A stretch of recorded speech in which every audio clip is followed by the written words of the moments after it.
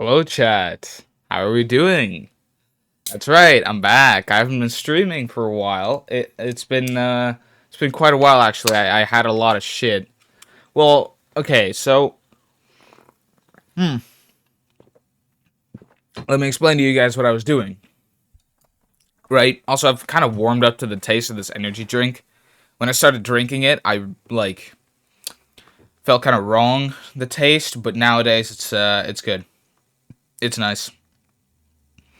So basically, right?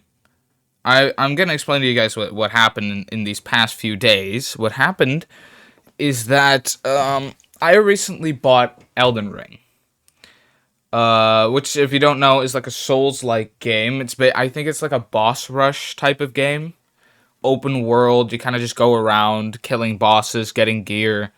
Eventually, you kill all the bosses and beat the game, type of thing. Which sounded cool to me, so I bought it while it was off for 40 bucks or something. I tried to play it before realizing that my computer was like just about too shit to be able to run the game. Which, it was kind of a sucky reality, as I all of a sudden remembered the fact that Steam games cannot be refunded if you've had them in your library for 2 weeks or longer. So I needed to get a new computer and try out this game to see if I actually like it. And that new computer should have arrived today. And it's not here yet. So it's either going to be during the stream that I'm going to get a fucking notification that my computer has arrived, or it'll just be whenever. Because they said it was going to they said it was like that there was some errors with parts and whatnot, and that they needed to like order a few new ones, so it might take a bit longer for this PC to arrive. But then they also said that it was going to arrive on Monday, which is kind of strange. So obviously, I'll see. I'll probably get that PC sometime within the span of this year. Anyway, hello, chat. How are we doing? I'm doing all right. So, as you may have seen by the title of this stream, or this VOD for that matter, we're doing something vastly different than what we would usually do, and I don't even like to do this. Well, thing is, I think reaction content is kind of strange because I'm not really doing anything. I'm just kind of like talking, which isn't really my forte. I kind of like to just play games and try to accomplish something. But hey, today, we're doing something vastly different. So the story to how this got to be the case is one day, a few days ago, I was talking like with my stepdad, and we eventually got to the subject of fuck me. My brain isn't braining today. I'm only thinking in Dutch words. That's kind of crazy. Conspiracy theories. And my stepdad was just like, yo, I saw this crazy documentary the other day. 3.5 hours long about why the moon landing didn't happen. So we're watching that today. Because he was just like, he encouraged me to watch it as well. See what I thought about it. Whatever. I'd be happy.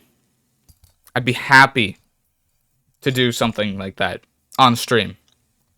So I'm throwing a bit of a moist critical here, reacting to something that I'm assuming is going to be kind of over the top shitty. He did tell me that there were a few like pretty damning pieces of evidence. Like they would have a picture on the moon, but it has two shadows, except there should only be one light source. Ooh. Spooky, chat. But I guess we're all gonna be seeing it today. Yeah, that's right. Today is chat still alive? Because I can't see it through the chat. I'm kind of hoping it's still alive. It should still be alive. Cool. So, chat. We are, don't mind this, is fucking, I don't know, no doors, whatever, that actually probably shouldn't be possible without some kind of cheesing tactics. Actually, it could be. In theory, it could be. It's possible to beat FNAF 4 without doors? Maybe. I don't know. But that's not what we're doing it here today. American Moon by Warren. A great documentary exposing the moon landing by Massimo Mazzucco. This is long, but it's one of the best documentaries compiled together, covering every aspect of what it would take to land on the moon. There were multiple discrepancies with the Apollo program that are thoroughly... Oh, look, this video is about to get copyrighted. That's insane. Somewhere in here there's this song that's gonna get me copyrighted. Kind of sad. Anyway, the Apollo program that are thoroughly analyzed and discussed in this film. We're probably not watching all of it today, but I would kind of like to see most of it. So here we go. American Moon, chat. Hold on. The story of the Apollo missions began in 1961, when President Kennedy Physically cannot go louder. announced before the world that the United States intended to land a man on the moon before the end of the decade or before 1970. This caused quite a stir, as up to that point the United States had only been able to launch an astronaut, Alan Shepard. Yeah, so what I know from the moon landing is that they basically were just like, one day they would just went like, you know, yo, we're gonna land some shit on the moon, and then Russia chipped in and tried to get there before America. So and then that was called like the space race, and it was around this time. And then America got there first, apparently. In a short suborbital flight of only 15 minutes. Never having even sent a man in Earth orbit, setting the goal of reaching the moon in less than 9 years sounded like a far-fetched idea, to say the least. But it is at that point, according to the official narrative, that the United States set in motion a powerful technological machine that would actually allow them to reach the goal established by Kennedy a few months before the end of the decade, in July 1969. Those who don't believe that we went to the moon so essentially maintain that the United States did launch into this titanic enterprise, but they reached a point around 1967 in which they realized they could not overcome all the obstacles posed by such an ambitious project. And at that point, the only option left was to pretend to go to the moon. Yeah, okay. Apparently, John F. Kennedy, which was president of the United States, thought a president of the United States promised that they would land someone on the moon before the end of the decade, with basically like nothing to their name. So they were just like, yo, we're gonna fucking land someone on the moon. His whole fucking production team was probably like slamming their foreheads at that, because they were just like, bro, I don't know what kind of promise you just made, but if you're expecting us to reach the moon within 9 years, we've only been able to send someone marginally up into the air. Like, they don't even have incredibly functional like planes at this point, let alone entire rocket ships. So essentially that was where this all started. The space race, I don't know if that has much to deal with this, but that's kind of what I thought would have pressured them into, you know, pretending to be on the moon, you know. As they could not admit to the entire world that they were unable to achieve their goal, the United States would have chosen to fake the missions by using all the simulation systems they already had in place, which allowed them to replicate an entire lunar mission from beginning to end. For the people watching at home, it would have made no difference.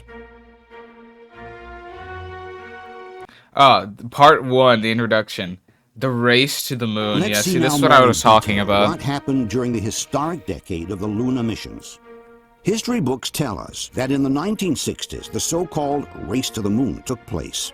It refers to the competition between the United States and the Soviet Union about who could reach the moon first. If we take a closer look at the events, however, we will realize that it was Trying to check actually the audio a there. one-sided race without a real opponent. It was only the Americans who truly tried to the end, driven not so much by the competition with the Soviets, but rather by the monstrous propaganda machine they themselves had set in motion at the beginning of the decade. Officially, the so-called race to the moon began on April 12, 1961, when the Soviets managed to put into orbit the first human being, Yuri Gagarin. It was then that President Kennedy asked Vice President Johnson to assess what the actual possibilities were for the United States to beat the Russians into space. This is where a very important figure comes into the picture, NASA Administrator James E. Webb. Johnson consulted with Webb. Yeah, so this isn't really much evidence on why the moon landing isn't real. It's more like just explaining, like, yo, this guy's kind of just saying, like, yo, yeah, we tried to go to space. There was a promise that we were going to space. But that promise couldn't be kept, and then, you know, they had to fucking pretend, or whatever.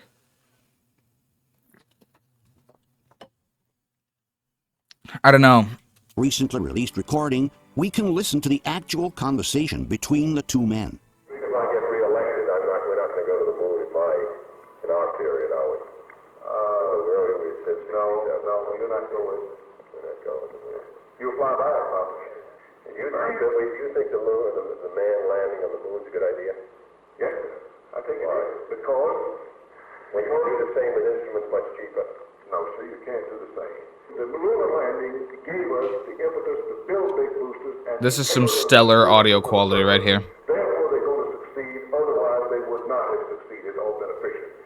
But this looks like a hell of a lot of dough to go to the moon when you can learn most of what you want. Okay, so this first part is really just only explaining doubts on how this could possibly have been the case. Like, oh, okay, for some fucking reason, there's nobody that... Yeah, okay. I haven't seen any part of evidence here yet. There hasn't been anybody that actually explains, like, yo, this is a damning piece of evidence, and they made like a 3.5-hour documentary, kind of just with the first part of it being like doubts, like, okay, everybody was doubtful, okay, but that, you know, that's not really something that matters in this situation. It's like, you know, okay, sure, they were doubtful, but, you know, doubts have been overcome. You know, like, I've been doubtful on some of my challenges that I've done in the past, and I've overcome them. I've been doubtful whether I could have beaten 50-20 mode, and I did it. You know, it's kind of crazy, but it does happen, and you should know that. And these guys are constantly they're going over every single piece of evidence, like, yo, the moon landing is real. Next question. Yeah, today we're watching a documentary that explains why it isn't. Personally, I think obviously the moon landing is real, but I would have just liked to see what these guys are up to. This was recommended to me, but these guys are constantly just explaining why they thought it couldn't happen. A joint expedition to the moon. Khrushchev's response was not long in coming, but it was certainly there's not encouraging. No actual evidence here. 1 month later, at a meeting with the foreign press, the chief of the Kremlin stated, "At the present time, we do not plan flights of cosmonauts to the moon. I have read a report that the Americans wish to land on the moon by 1970. Well, let's wish them success, and we will see how they fly there, and how they will land there, or to be more correct, moon there. And most important, how they will get up and come back. We do not wish to compete in sending people to the moon without thorough preparation." They took off their hats. At that point, Kennedy realized that the die was cast, and that the United States would have to go it alone. This nation. Bro, like, okay, so it really, like, I really do not care about any of this. Here, this is where part 1, the intro, what? This is the fucking introduction had already started here. It said part 1, the introduction, the space race. This is still the introduction. To the first lunar mission, the film Capricorn 1 was released. Officially, the film told the story like, I of kind a of just fake want to mission get Mars, to which NASA staged in a TV studio pieces in of order evidence to avoid here. the real dangers of a Here. studio instead, and were broadcast with control of the television signal that was received by the stations on Earth. Officially, the images from the first moonwalk were transmitted directly from the moon and were broadcasted in real time by the television stations all over the world. Okay. But if the same moonwalk had been pre-recorded in a studio instead, and was then rebroadcast to the receiving stations by a satellite or any other means, then the first people to be duped would have been the very technicians at NASA who were following the moon landings from Houston Space Center. And exactly. If he thinks that the moon landing is fake, he should get to the point. There's nobody who makes a 3.5 hour long documentary that then just gets to the point straight away. Give me something, man. I've heard spicy stuff about this. Pretty damning pieces of evidence. I want you to do it. I wonder what the comments are. These are obviously from people that just like think that the moon landing is fake. You have no idea how many times I've shared this video since they released it. Everyone needs to watch it, dude. Space may be the final frontier, but it's made in a Hollywood basement. The glazing, yeah. I don't know about NASA, but I'm pretty sure Larry Moe and Curly Joe landed on Venus Landed on Venus? What? No, nobody has landed on Venus.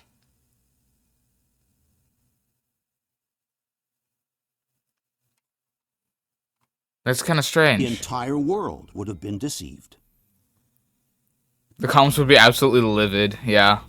There is also no one makes a 3.5 hour Instagram reel, though. The moon landings, which they claim to be irrefutable. One such piece of evidence is the presence on the moon of the so-called retroreflector. Oh shit, chat, we're getting actual pieces of evidence now. Look at that. Half an hour in, we're getting evidence. Jet capable of returning a laser beam to Earth, which was allegedly left by the astronauts on the surface of the moon. According to the Mythbusters, this retroreflector represents irrefutable and conclusive evidence that man went to the moon. There's time for just one final test. And not just any old test, but the ultimate proof of man's moon mission. What's this? A reflector. In fact, it's called a retroreflector, made up of many tiny prisms just like this. If there was a retroreflector on the moon, and we knew its exact location, and we had a powerful enough laser, we could detect the reflection and prove there is man-made equipment on the moon. So what you're saying is that we get a really big laser and point it at the reflector on the moon, and if we get a signal back, that means that we were, in fact, there.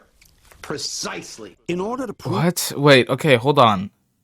So did they do this? So did they ultimately get the laser back? Because what they're trying to do here, they're trying to put a laser pointer up to the moon and seeing if they would get it back. Or just fly there? Yeah, exactly. Just don't be pussy. Just fly to the moon already. Look for yourself. No, but seriously though, like, did they actually point something up to the moon and expect to get something back? Because the reflector I saw is like this big.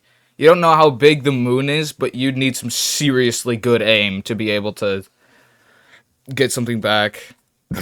Jesus. To prove their point, the Mythbusters conducted an experiment from the Apache Point Observatory in New Mexico. This thing right here is the Apache Point Observatory, and these guys have the tools... Time travel back to the day where the rocket launch happened and go to the exact place to see if the rocket really existed.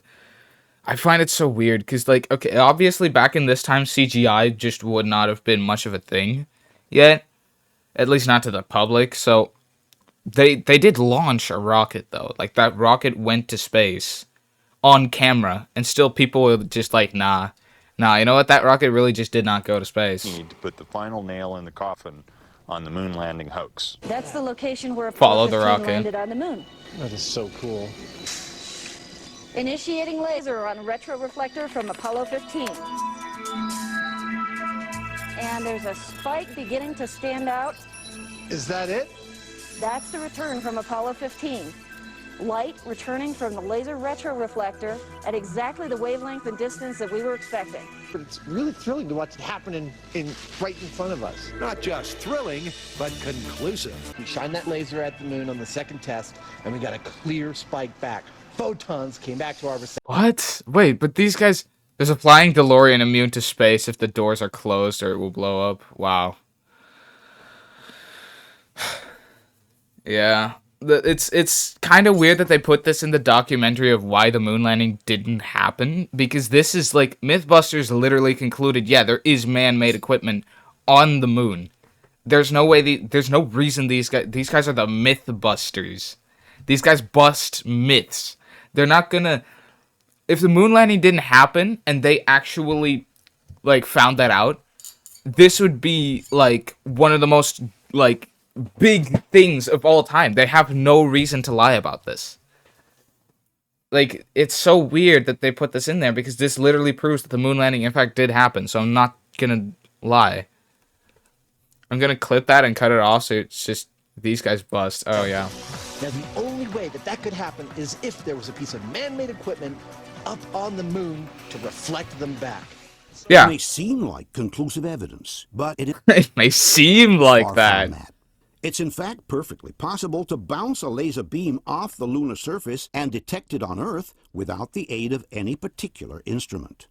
This kind of experiment had already been successfully conducted by the Massachusetts Institute of Technology in 1962, 6 years before the Apollo missions. From the December 1966 issue of National Geographic, we can read, 4 years ago, a ruby laser, considerably smaller than those now available, shot a series of pulses at the moon, 240,000 miles away.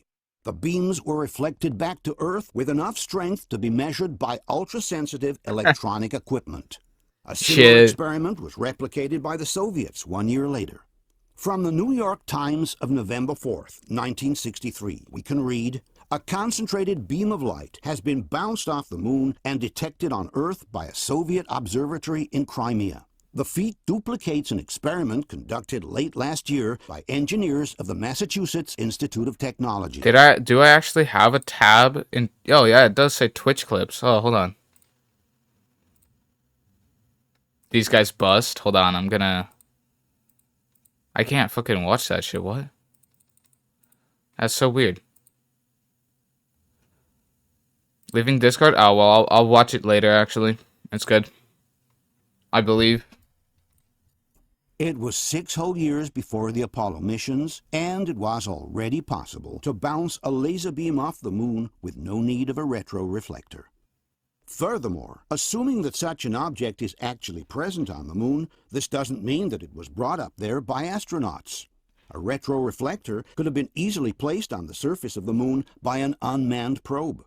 The Soviets had done exactly the same thing in the same years when they sent retroreflectors to the moon with their unmanned probes, Lunokhod 1 and Lunokhod 2. Oh, fucking unmanned probes. I thought you were talking about aliens. I was like, at that point, I would just completely stop believing you. As in, like, oh, a light reflector was placed up there by some kind of machine, then. They just sent something up there and planted it on the moon. There was no one on the ship, is what they're saying, okay? In no case, then, can the retroreflector be considered a valid proof in favor of the Apollo missions, let alone a definitive one. Yeah, okay, but, like, that's not the only piece of proof, right? Like, you didn't prove that it's entirely wrong.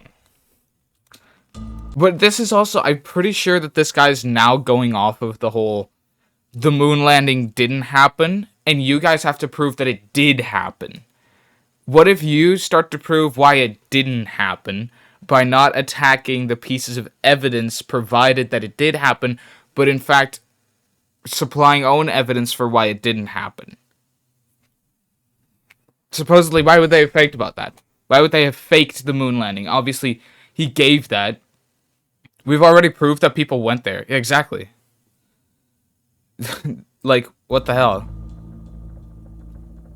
Okay, now, you think you can chip off the... Another piece of evidence for the lunar landings often mentioned is the moon rocks. All those samples of rocky material that the astronauts allegedly What the segment brought back to exactly? Earth from their missions to the moon.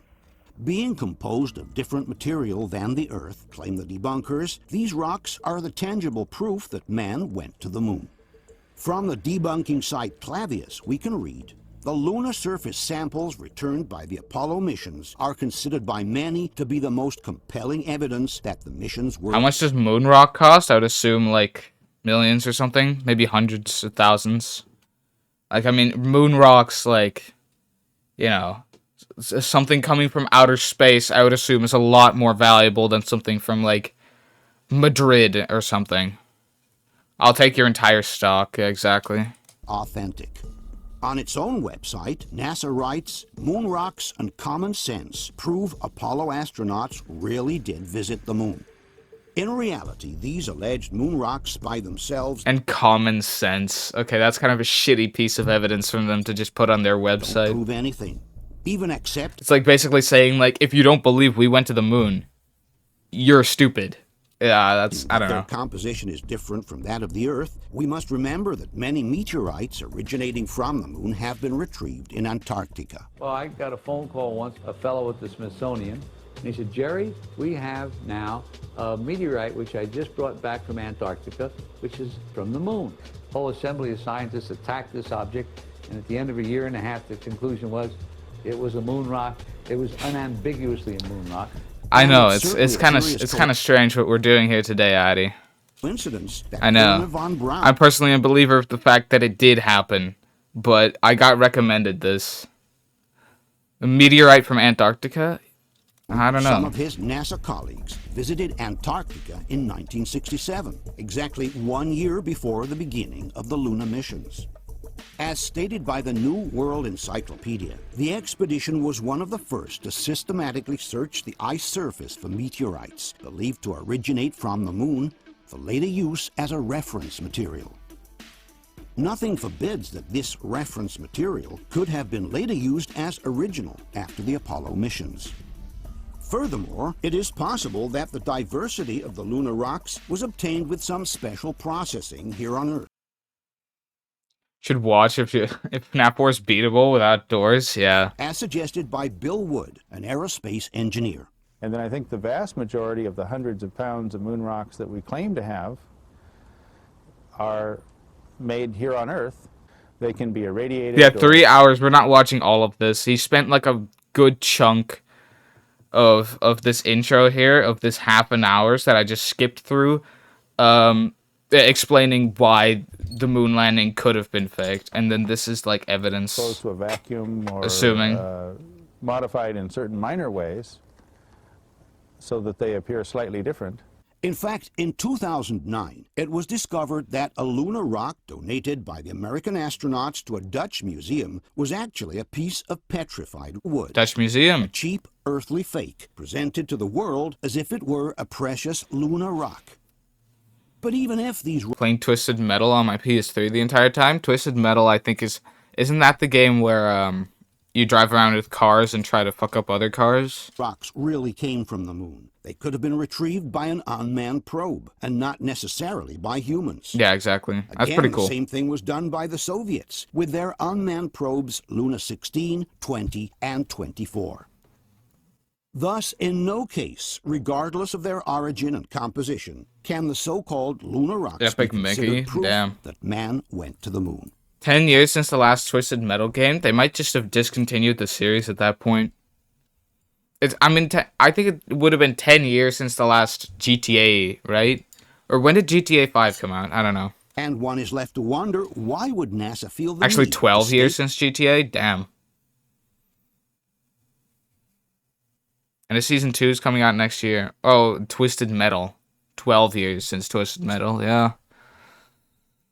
They made a TV show and a Season 2 is coming out next year.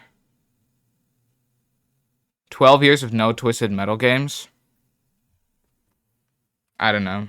Maybe they're just tired of making games or something. The lunar rocks prove that we went to the moon, when they are the first ones to know that this is definitely not It is the coming case. out, like, next year, supposedly. But, you know, it's been coming out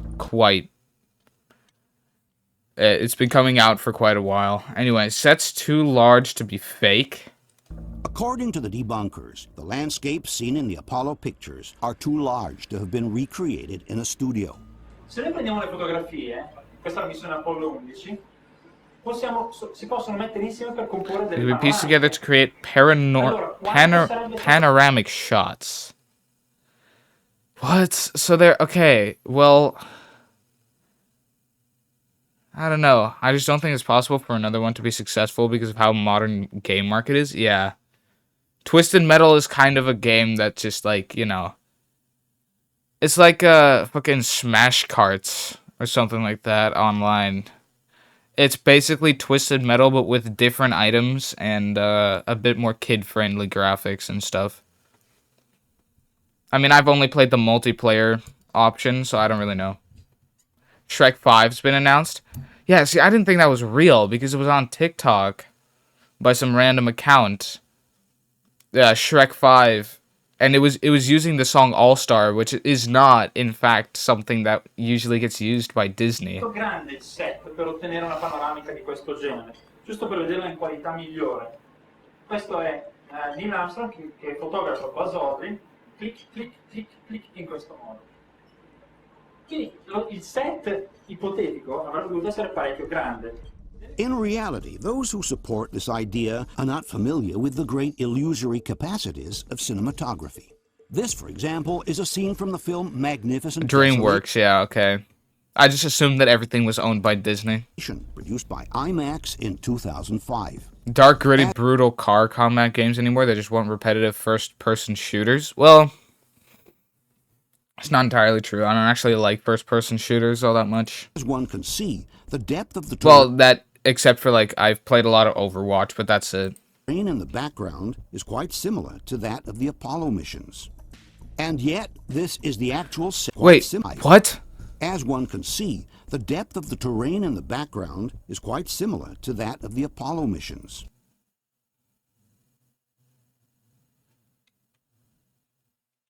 But that's so strange. They made this to look like what the moon would actually look like. Of course it would look similar. And yet, this is the actual set where the scene was filmed. It's a big set. Is there anything else you can do instead of watching the moon landing? The terrain in the foreground I've committed to this, I'm not gonna lie. The landscape is projected as a backdrop with the use of special effects. The only difference with the 1960s is that today the background images are superimposed to a green screen with a digital technique, while in the past the background images were projected onto a highly reflective screen with a technique called front projection. One of the first ones to use the front projection was Stanley Kubrick in the film 2001: A Space Odyssey. Oh, that does it then. It's not in 1970s anymore. Like, it was way before that shit. This is the famous way after that scene with the monkeys in the African desert. As one can see, the savanna in the background appears to be imagined. Yeah, if it's fake, yeah, I guess they would say jumper cables, but still, like... Yeah, how could they jump so high? Exactly. And this is the studio where the scene was shot.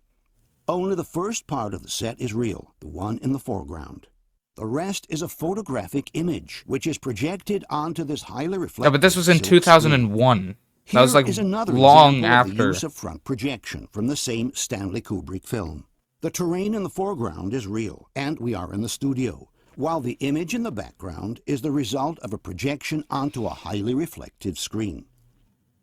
One way to know whether the front projection was used is to verify whether there is a continuous separation line between foreground and background, crossing the entire image from left to right. Spring in my step, odd jump, exactly. The line separating the real terrain in the studio from the projection screen in the background. And, curiously enough, we notice that in many of the Apollo pictures, a continuous line crossing the frame from left to right is present. Pictures, a continuous... There's no line here. I don't think. Line crossing the frame from left to right is present. This is like, this goes further. The line would be starting like right here. This line separates the terrain in foreground from the distant hills in the background.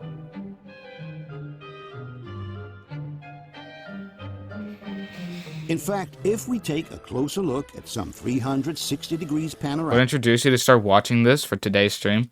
My stepdad, when we were talking about conspiracy theories the other day, he wanted me to watch this. So, you know, I've committed myself to doing it. I'm just checking that shit from the out. landing sites, we realize that the continuous line separating the foreground from the background is uninterrupted for the entire 360 degrees, in whatever direction you look.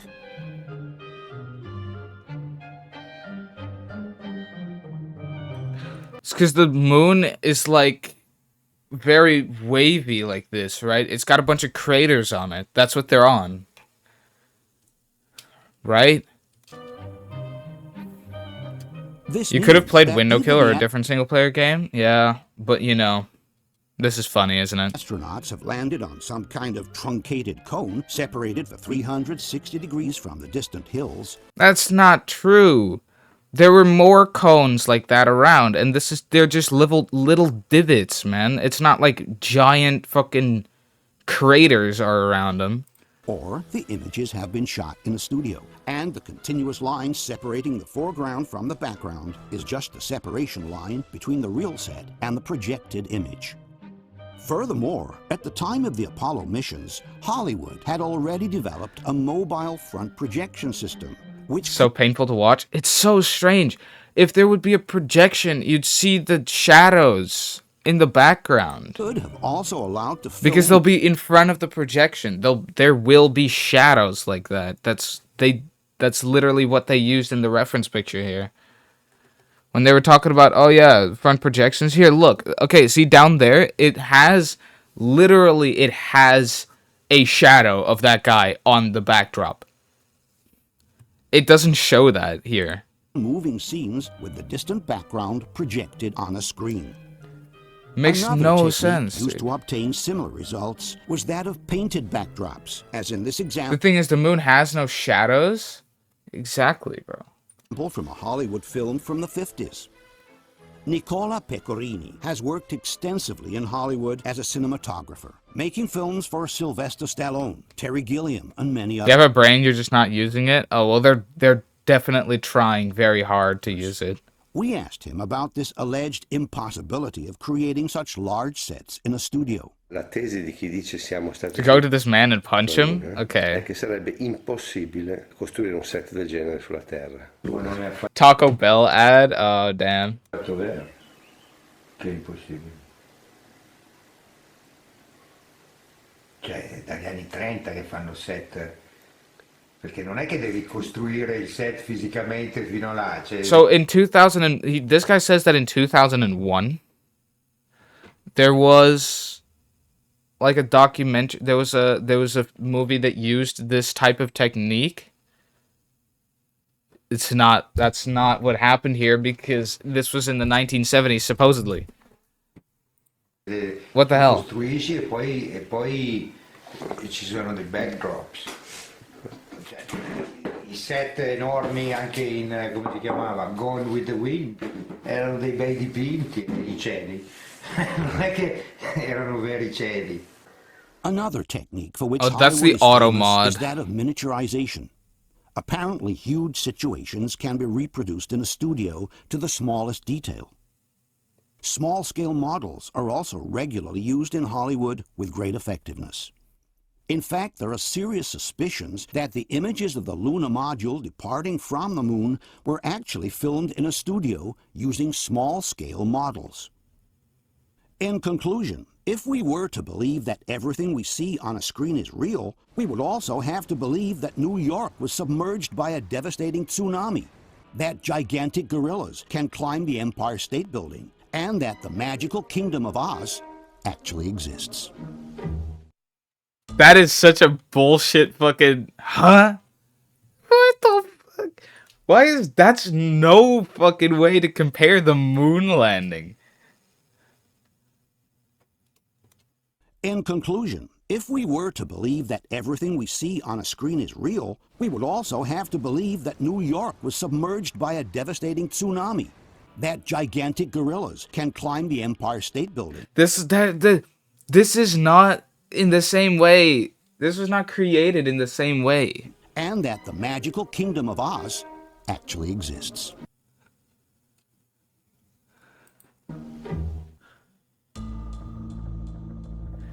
This is so... Okay, lunar probes. Yeah, they're gonna be like, okay, cool. So they put everything up on the moon by themselves. This is so... My god. I'm already fucking done with this. Please go to window kill? No. We'll keep reacting to shit. We'll do... Is it possible to beat Fnaf 4 without doors for a second after this? But I'm just gonna, like... just gonna get some pieces of evidence myself. Evidence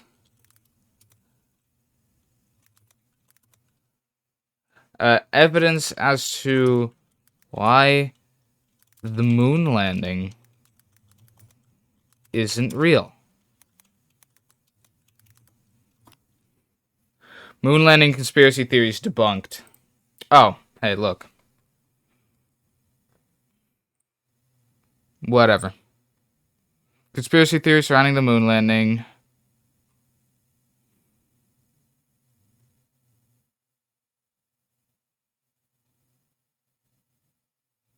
Want to play DPO? Nah, I'm good, honestly. They're not parallel. This image has been taken as proof by conspiracy theorists that the moon landings were faked. Surely if the sun were the only light source, then the shadows should be parallel. Doesn't this prove that the whole scene was mocked up in a studio with multiple light sources creating different shadow patterns? Well, no. This is on the surface of the moon, but we can reproduce this effect anytime we want on Earth. If you've seen this phenomenon yourself, where because of perspective, parallel lines appear to be non-parallel, you're trying to reduce on two-dimensional... okay, so they're basically saying that no, these lines are parallel, it's just... that's just not what it shows as. It's kind of strange. Conspiracy theory 2. Apollo astronauts could not have survived Earth's radiation field. That's, completely bullshit. There are actually people out in space, in orbit. That's some bullshit. If you've ever done firewalking... That's so strange. What? Apollo astronauts traveled through the Van Allen radiation belt out of Earth's orbit unharmed. Surely the amount of radiation would have killed them. That's not how... These people are a whole new kind of autistic, for real? Dude, this is so strange. Why would they... Why, bro? What? Why are there no stars in pictures of NASA moon landings?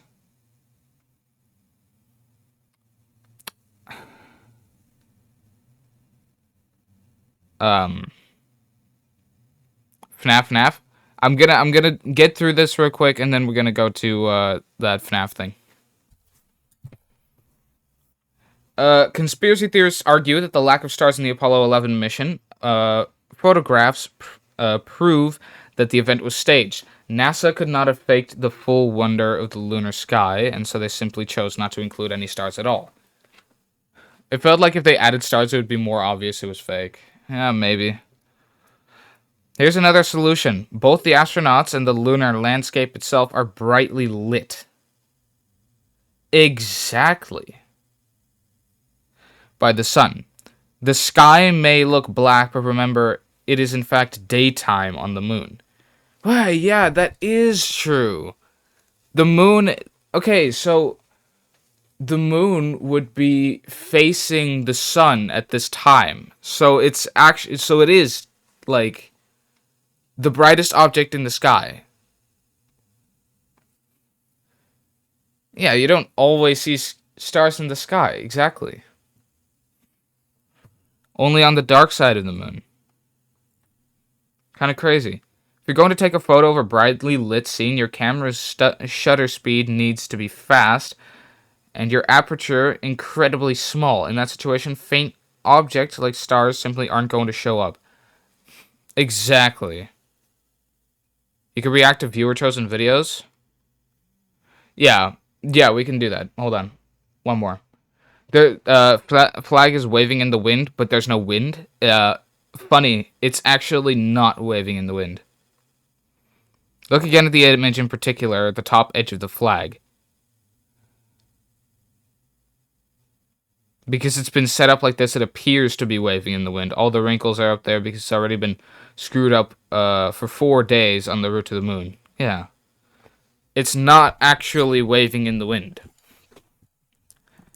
Yeah, so simply, like, it's so strange why they would, like, some people would just go up to pure facts, and then they go, and they're like, oh yeah, the moon landing isn't real. There's no possible way it could be real. Like, we didn't go to space. What are you talking about? We didn't go to the fucking shit. You're trying to search for pieces of evidence. Even if they're lying to us, why would you want to know that shit? Even in the first place. They use a metal rod to hold it up. Exactly. Exactly. Because there's, like, you know... since there's no wind... Since there is no wind... They use a metal rod because they... Here, look. Because there is no wind, it can't wave around, so it's just going to hang loosely. But they want the American flag to be there, so they use a metal rod. And the wrinkles are from the fact that it's been screwed on there like that, you know? That's how curtains work as well. Like, my curtain isn't unwrinkled either. Because it's been like that. And if you ever have one of those curtains where, like, the curtain has been scrunched up at the top and into one of those, like, if you've got, like, a giant hole running through the top and you scrunch it through the pipe thing, then your curtain is going to turn out wrinkled because, like, the pipe isn't long enough to be able to support the entire thing, just having it be a sheet falling from the sky. No. It's scrunched up, so the curtain is going to appear wavy. That's the same thing as what happened here with the flag, so it's kind of fucking strange. So what's stopping them from going to the moon again? Actually, that was that one piece of evidence that my stepdad told me yesterday that he saw in this documentary, that he was just like, yo, they are still experiencing issues with the new type of things, with the new type of rocket that they wanted to make, so they can't go back to the moon because they're experiencing issues. And then he said, apparently NASA terminated the building plans for the rocket that sent them to space.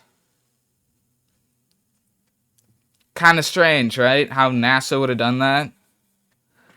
That's why the moon landing didn't happen. Because they fucked up everything. Yeah, right.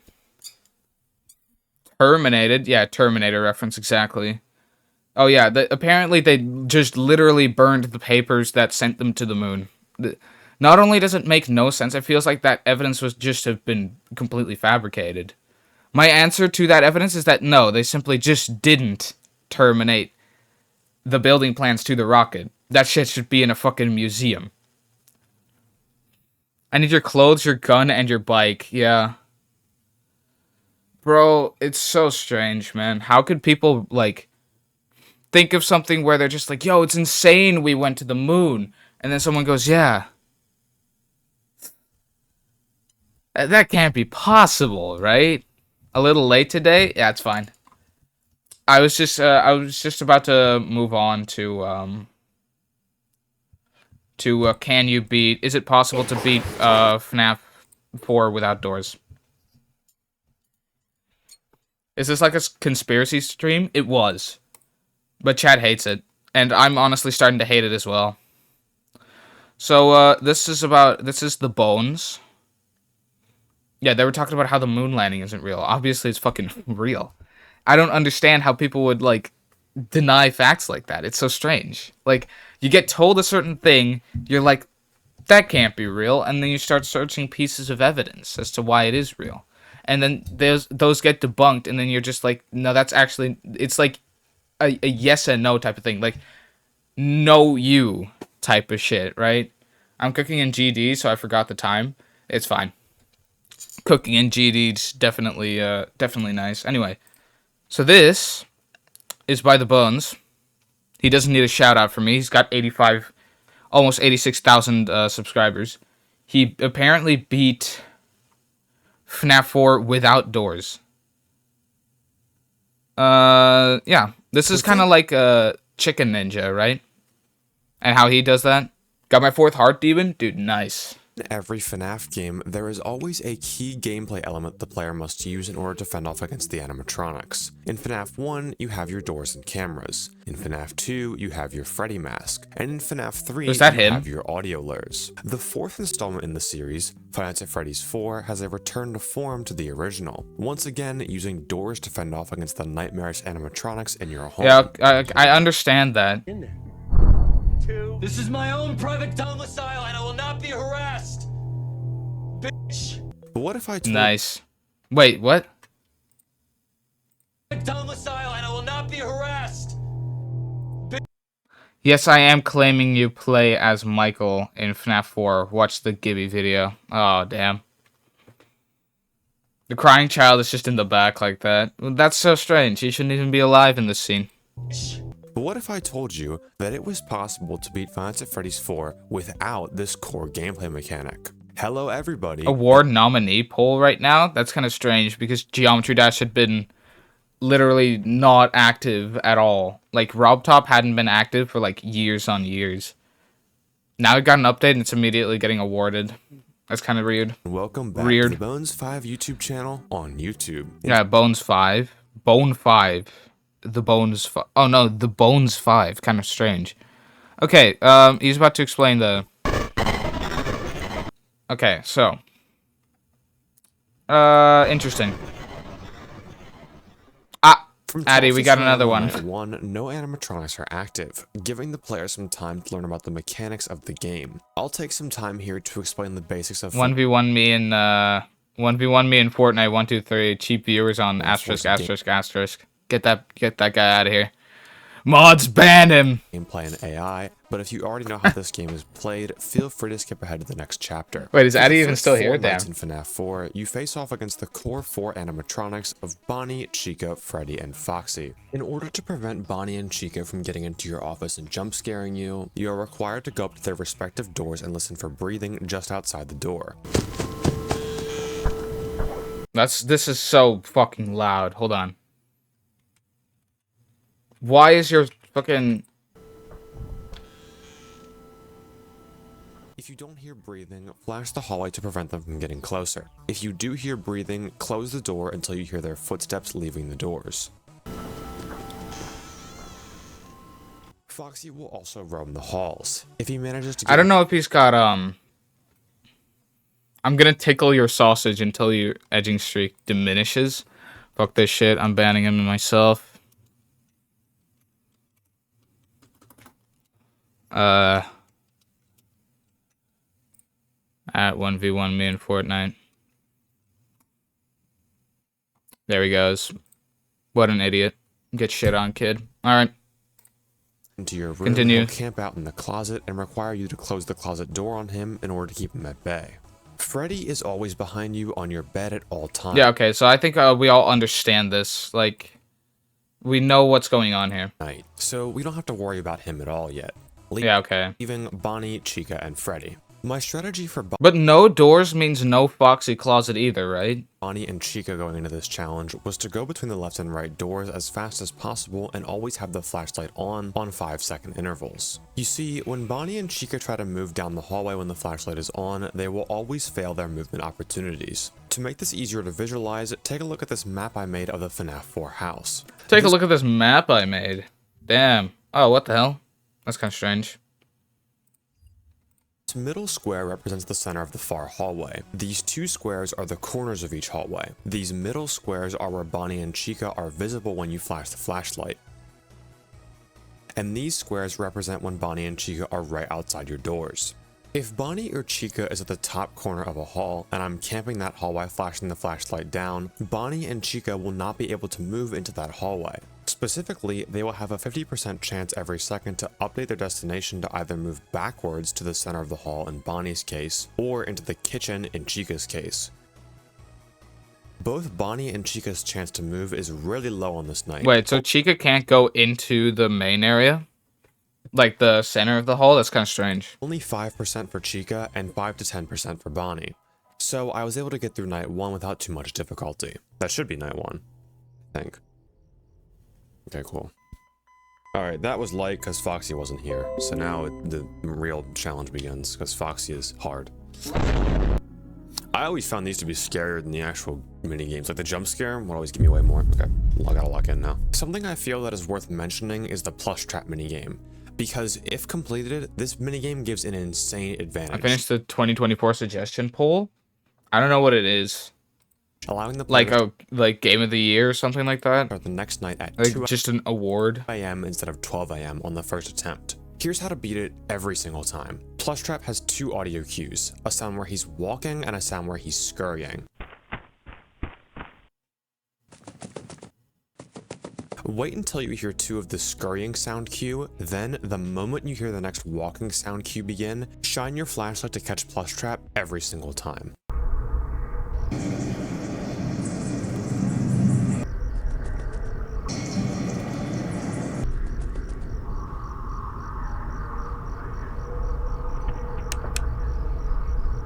Nice. Now it's time to take on night 2. At this point, I see this type of shit I never really realized in FNAF 4. Like I'm actually pretty fucking epic at that game, because there was this one guy that I got a tutorial from. I can't actually remember his name, but he's pretty good because he's beaten like all the FNAF Max modes, I think. And he was just like, yeah, in this, like it was like night 8 or something like that. Yeah, in this night it's pretty much impossible to keep Foxy out all night, and I did it. It wasn't fluke either. I did it several times in a row. It's actually not incredibly hard. It does require some luck though. I already fucked up at FNAF 4 Night 2. Yeah, just get like, what's that? Fucking audio equalization, because it makes it much easier and also much healthier to play. If I could just keep Bonnie and Chica from ever reaching the doors, this challenge would be totally free. So I went into night 2 with the same strategy in mind.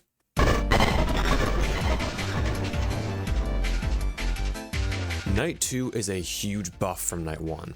Bonnie and Chica now start at 5 AI and later get buffed to 7 AI, and Freddy is now at 2 AI and later gets buffed to 3 AI. But the biggest change in this night is Foxy, who is now active. We don't want Foxy getting in the closet ever, as it would give us less time to cover Bonnie and Chica's intervals at the doors. In order to stop Foxy, we're going to have to move with him. You see, Foxy will dash between the 2 back corner squares on every successful movement opportunity that he has, which will play a quiet scurrying sound that... This is so strange. Okay, so I don't even know why he listens for breathing if his goal is to not have them at the doors at all. If he has them at the doors, the night's literally over. So he just might as well just go up to the doors and immediately flash them. This is more confusing than math these days. Yeah. Yeah, FNAF's really a complicated game. It's honestly more complicated than chess. In the direction of his movement. Once he's in one of these corners, he has a 1 in 10 chance to enter the hall on that side, and a 9 in 10 chance to enter the other back corner. When he actually enters a hall, it will play that same scurrying sound, but a little bit louder. If you happen to on one side, the opposite door of Foxy when he's in this position, he will immediately enter the closet. So we're always going to be tracking Foxy using his quiet scurrying sound. What can you say? It's FNAF, exactly. So the general strategy here is to wait in the center of the room. Just flash Foxy. Foxy Simple. Go to a specific side, then hold the door. But basically, what? Or using the flashlight until the next 5-second interval passes, and then just repeat. This makes the night a bit more difficult, but still relatively easy. However, why doesn't he just immediately go up to the door and flash them? Because if there's somebody at the door, he's just dead anyway. There's one more secret buff on night 2. You can't get rid of them. And it might destroy our entire strategy thus far. Imagine that you are a popular Let's Player playing FNAF 4 for the first time for your millions of fans. You've been checking both doors constantly and haven't seen anything the entire night. You're flashing the left hallway when the clock finally hits 5 AM. Only 1 more hour to go. If you just keep flashing the doors... You better have super hearing. Actually, it's fairly easy. There's this setting on your like sounds over here. If you go to sounds, you go to just sounds over here. It'll pop. This will pop up. Then you go to the top, the all the way the left option. It's Dutch over here, but okay. Then you click your right click your audio, volume increase to max. No, because that would just kill you if you get jump scared. So here, look. You press the shit that you're getting your audio from. You go to properties or whatnot. Then you go to the middle option, which I'm pretty sure is just like... Yeah, there's just the middle option when you go to the properties of your audio device. Then scroll all the way down. It should say sound equalization. Then the louder sounds will get softer and the softer sounds will get louder, which makes the game playable because the audio is just really bad. Audio balancing. You go up to the right door. So that's how I play this game, which doesn't make me a pussy. It just makes me extremely fucking smart at that. Chica was there, poised to jump scare you. How? Why? I've never even seen Chica in the hallway. How did she get here so fast? The reason for that is teleportation. Teleportation. Damn.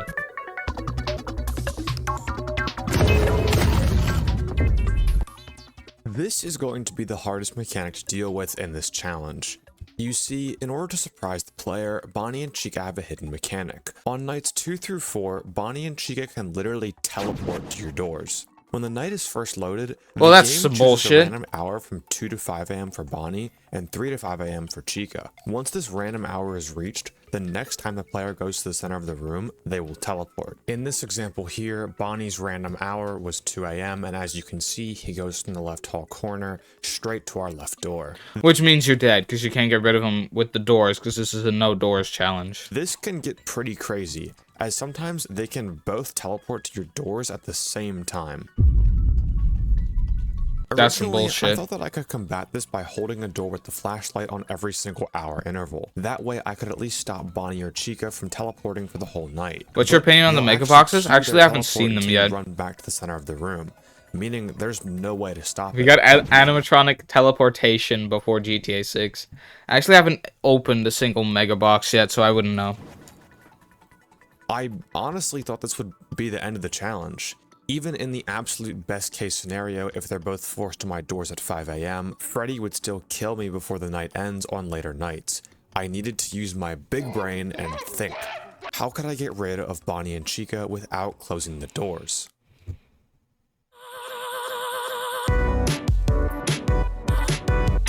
When I first saw this, I couldn't believe it. Unfortunately, my mic was muted so you couldn't hear me screaming my head off, but I never even considered the fact that Bonnie and Chica can still have movement opportunities when they're at the doors.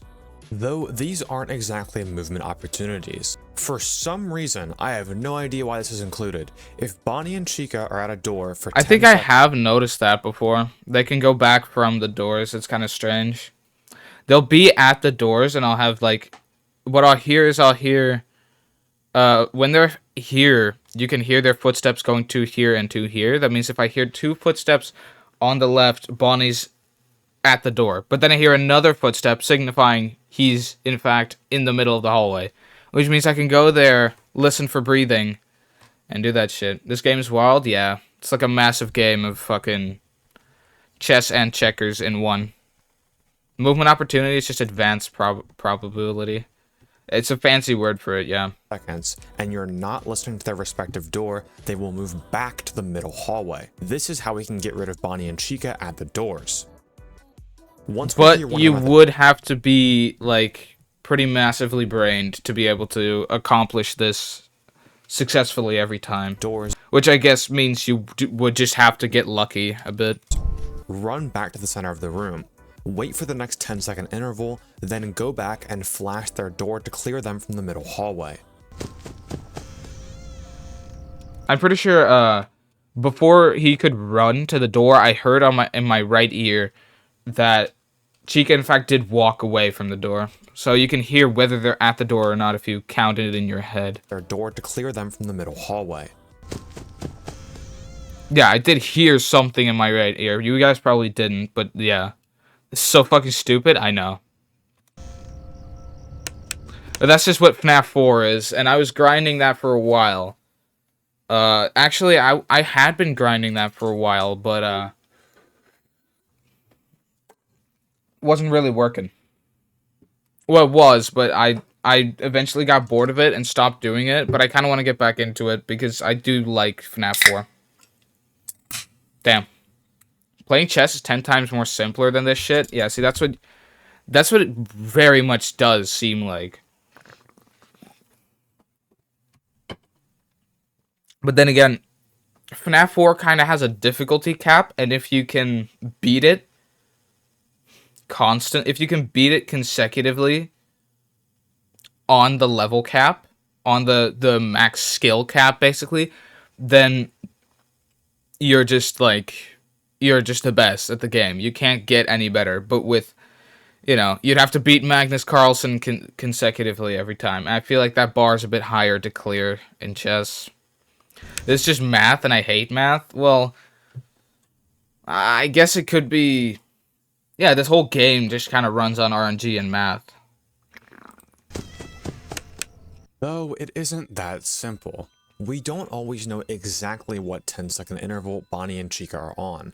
Luckily, you can hear everything in FNAF 4, including Bonnie and Chica's footsteps going to and leaving the doors. That's what I was saying. He's making a very big deal about this, but it honestly really isn't.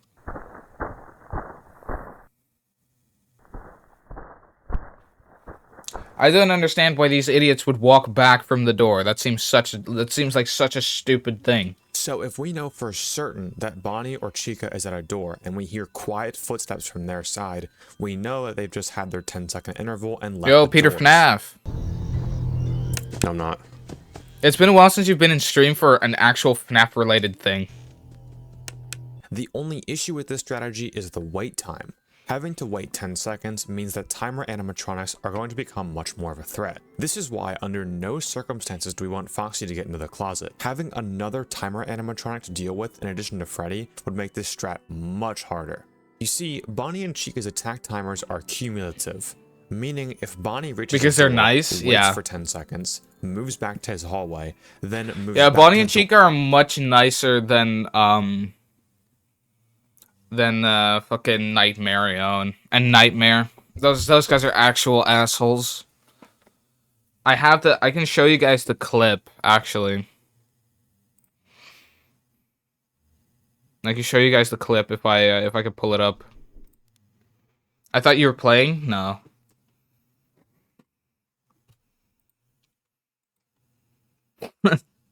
Beating FNAF 1, but every night takes 6 hours. Holy shit. Now that would just be boring. Hold on. Hold on. I'm gonna pull it up, actually. Westeros VODs. I'm gonna just go ahead and, go to my playlist, go to my clips real quick. I want to show you this. Where are my stellar clips? Hold on. Here it is. For some reason, I imagine Nightmare Bonnie having a British accent. Yeah, it's from that one series, right? From that one series in, that one, FNAF series where Bonnie and Chica Nightmare Bonnie and Nightmare Chica were talking. And Nightmare Bonnie did have a British accent there. So you may have seen that and then kind of automatically just imprinted that in your brain or something. Here, look, this is from my gameplay.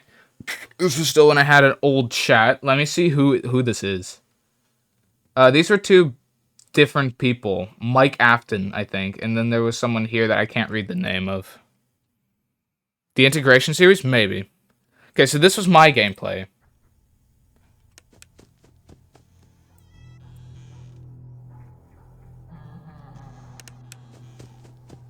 And then he laughed. I didn't hear any footsteps. I walked to both the places. Please, come he wasn't on. there. Went to the door. No way! That must have been like seconds away with your goddamn fake-ass laughs! Yeah, dude, I have gotten angry on stream before. This jump scare's mid, exactly.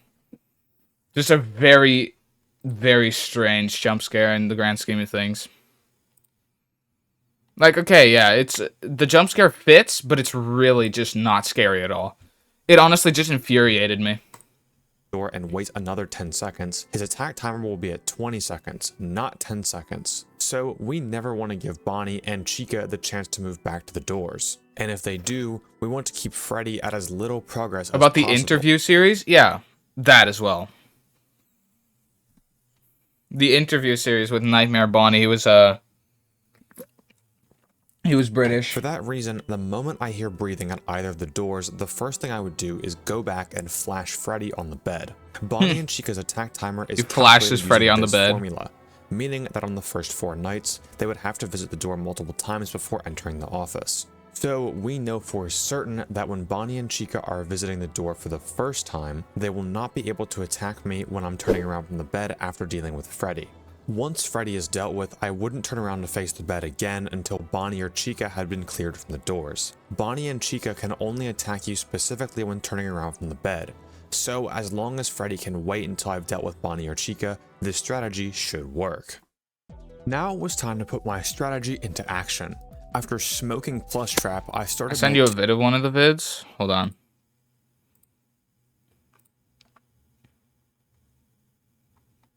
Oh, it's an interview with Cassidy.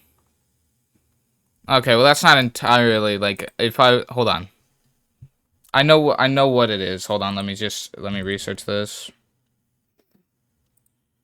FNAF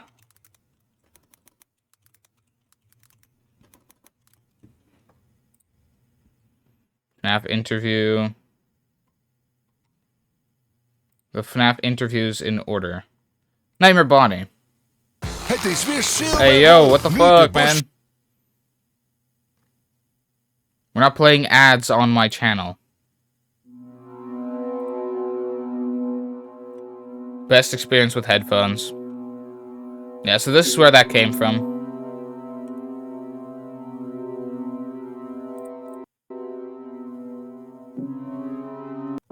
Okay, that took a while. Wow.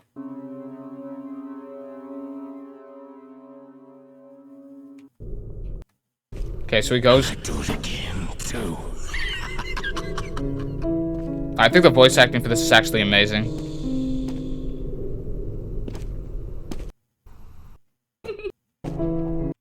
Oh, it's like a jump scare or something. I don't know. I'm trying to get to Nightmare Bonnie. Yeah. Not now. But it is good to see you. Fine, don't shake my hand. Probably best that you didn't anyway. I can barely understand this guy. I have a life force of around 5,000 PSI.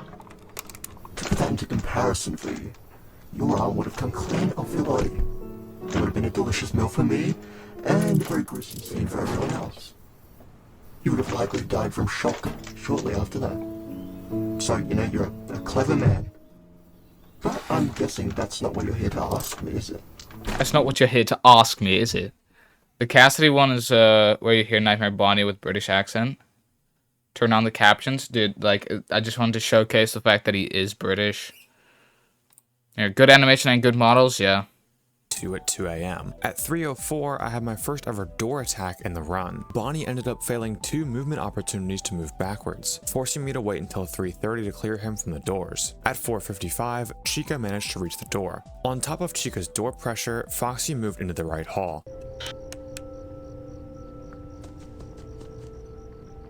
Meaning I cannot go to check Bonnie's door until I flash the right hallway, or else Foxy would get into the closet. Luckily, Bonnie must have failed like 6 movements. Ew, a British kid out of my face. She wasn't in the hall by the time that I got done with Chica and Foxy. We've been dealing with British guys a lot recently. Bonnie, Bonnie, Bonnie!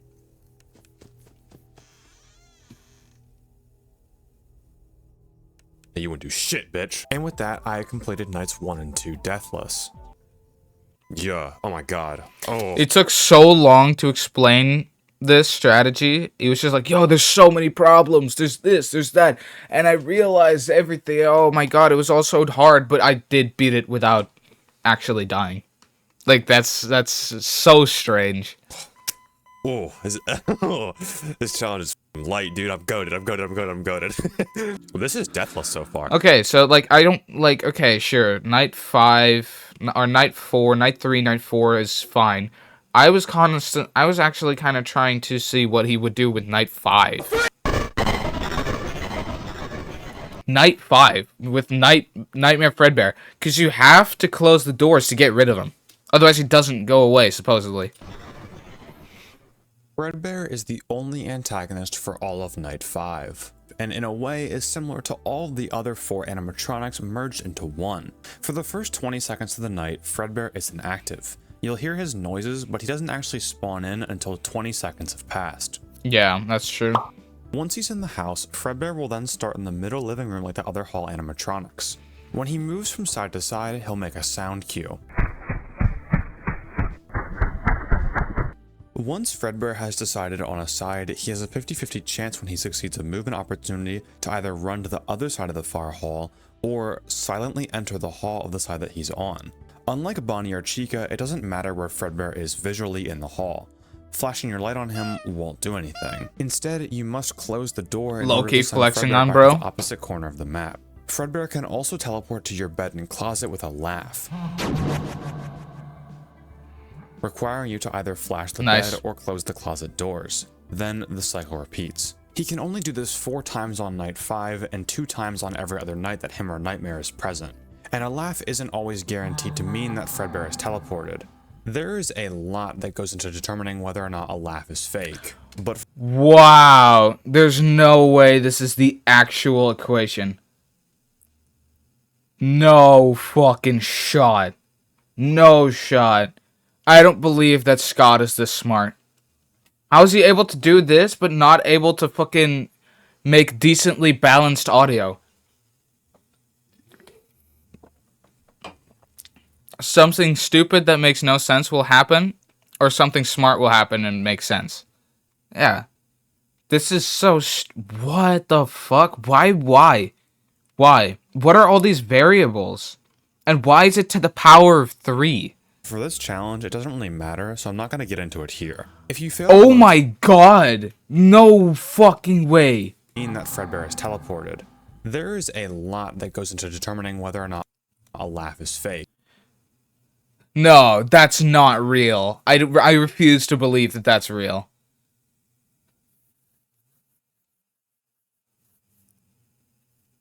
No, that's not real. But for this challenge, it doesn't really matter. No, hell no, your ass tweaking Scott. There's no way that's real. Hold on, let me check. Let me check. Fnaf 4 fake laugh equation.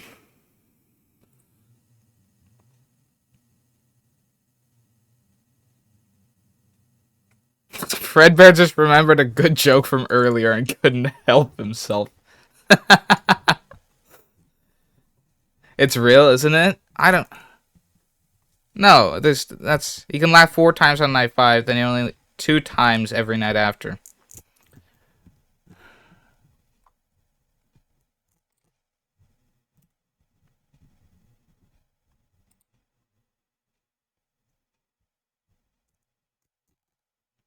Nightmare Fredbear.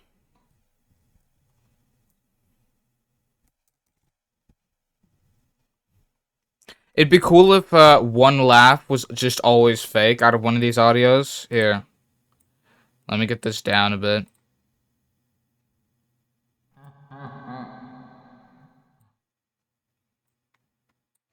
Hold on.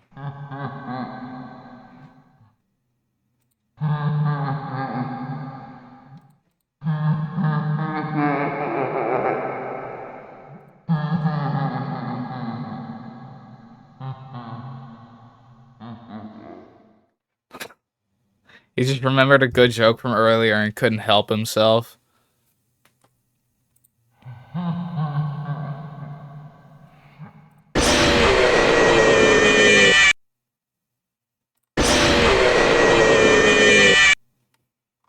Damn. Apparently that's all of the 3 previous jump scare sounds mixed into one.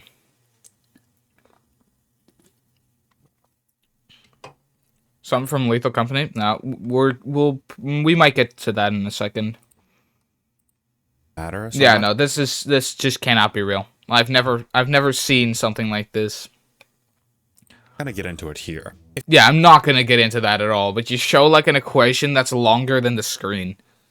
Yeah, yeah, I refuse to believe that's real. I haven't been able to find If it. you fail to locate Fredbear and deal with him through whatever means, he will jump scare you after 15 seconds from the hallway, 20 seconds from the bed or the closet if you aren't moving. And He also talks about it like he truly understands. It's real? It cannot be. I don't believe that that's the case. Seconds from the bed or the closet if you return to the center from any point in the room. He also has an idle jump scare that will trigger if you haven't moved in 15 seconds. Fnaf math is smarter than normal math, yeah. What's the plan here? Once Fredbear enters a hall, he's not gonna leave if we just run back to the bed. So that isn't gonna work. Fredbear could teleport to the bed or closet and we can deal with him there, but he can only do this twice per night. I mean, at the end of the Night 4 segment, I did say this was a fun challenge. Are we gonna call it here? Is Fredbear just simply not possible? Oh, come on, don't do this to me. I'm not advertising anything.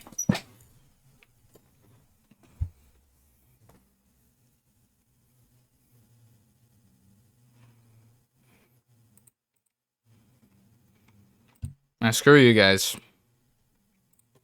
I'm gonna be gone for a while, so play a game or look for a different video to watch. Damn. Really that boring? God damn it, it's fucking warm in this room.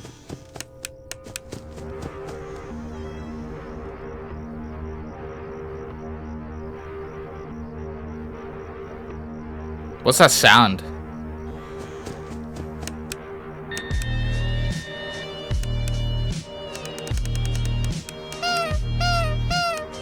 Now, I'm sure when I said that Fredbear was impossible, you just clicked to see there's more of the video left. Yeah, it's obviously possible, but you're probably wondering what just happened. Fredbear was in the left hallway, I saw him, didn't close the door, ran to the other hallway, waited for some reason, Fredbear then appeared on the bed without laughing, then I flashed the bed and got rid of him. Honestly, this reads like some Call of Duty Zombies Easter egg steps. It's super random. The big question here is so how did strange. Fredbear get onto the bed? This is because of a mechanic that genuinely makes no sense at all. You see, when Dude, Fredbear is the entirety of Fnaf 4 doesn't make any sense. in a hallway, meaning he's moved out of the 3 top squares for 10 seconds, and the player goes to or is at the opposite door of that Got hallway, clapped by Mark Fredbear Robber will in silently chest? teleport Dude, to the that's kind of bed an or L. closet. This Hold one on. is at the opposite door of that hallway, Fredbear will silently teleport to the bed or closet. This one mechanic actually makes Fredbear the easiest animatronic to deal with out of everyone in this challenge. So how can we use this to beat the night? Well, here's the Fredbear no doors strategy. Track Fredbear's He's movement through 1200? the back Yeah. hallway using his sound cues. Then, when Fredbear hasn't made a sound in 3 seconds, go up to the hallway and check to see if he's there. Quickly flash the hallway to check if he's there. Don't hold the flashlight, as this will activate a separate kill timer. If Fredbear isn't there, just run back and wait another 3 seconds and he'll probably show up. He has a 12 in 20 chance to move, so it's more likely that he moves than not. You can either do this by repeatedly flashing the hallway or just running back to the center, then back to the same door. Once you do see Fredbear, run to the opposite door and wait. You want to make sure that you stay at this door until Fredbear's been in the opposite hall for 10 seconds. Fredbear's kill timer will reset once he teleports to the bed or closet. So if you see Fredbear in the hall, I would just wait 10 seconds from whenever you first saw him, since you're likely to be catching his first movement opportunity. Then check the bed. If he's there, flash him. If he isn't there, close the closet doors and wait until you hear footsteps again. Then just repeat this strategy and night 5 is a complete breeze. Of course, you'll still have to deal with Fredbear's laughs and fake laughs, but his kill timer is so lenient on night 5 that it isn't really a problem. Jesus, that was fucking scary, dude. He's so loud. I just didn't want to get jump scared. I couldn't pull up my headphones fast enough. Yeah, that is Fnaf 4 without using the doors. Single time. Let's watch our ending. And congratulations. That's pretty fucking epic. Yeah, and he created another video. Chad, would we like to see another video here? It says, hold on, it says, is it possible to 100% 3 FNAF games at the same time? He does some pretty crazy stuff. I would assume, like, there has to be some kind of cheesiness to this. If I asked you the question, how long does it take to 100% a FNAF game? What would you say? Well, let's see. There's 5 nights, a 6th night, and a max mode that might take a while to beat, probably around 4 to 6 hours. Now, if we were to go through multiple of these games and try to 100% all of them, we're looking at 12 to 20 hours. And here on the Bones 5 YouTube channel on YouTube, we don't have time for that. We're all about efficiency. So what if there was a way to make it faster? And also, way harder. Hello everybody, and welcome back to the Bones 5 YouTube channel on YouTube. In today's video, we're going to answer the question, is it possible to 100% 3 FNAF games at the same time? I hope you enjoy.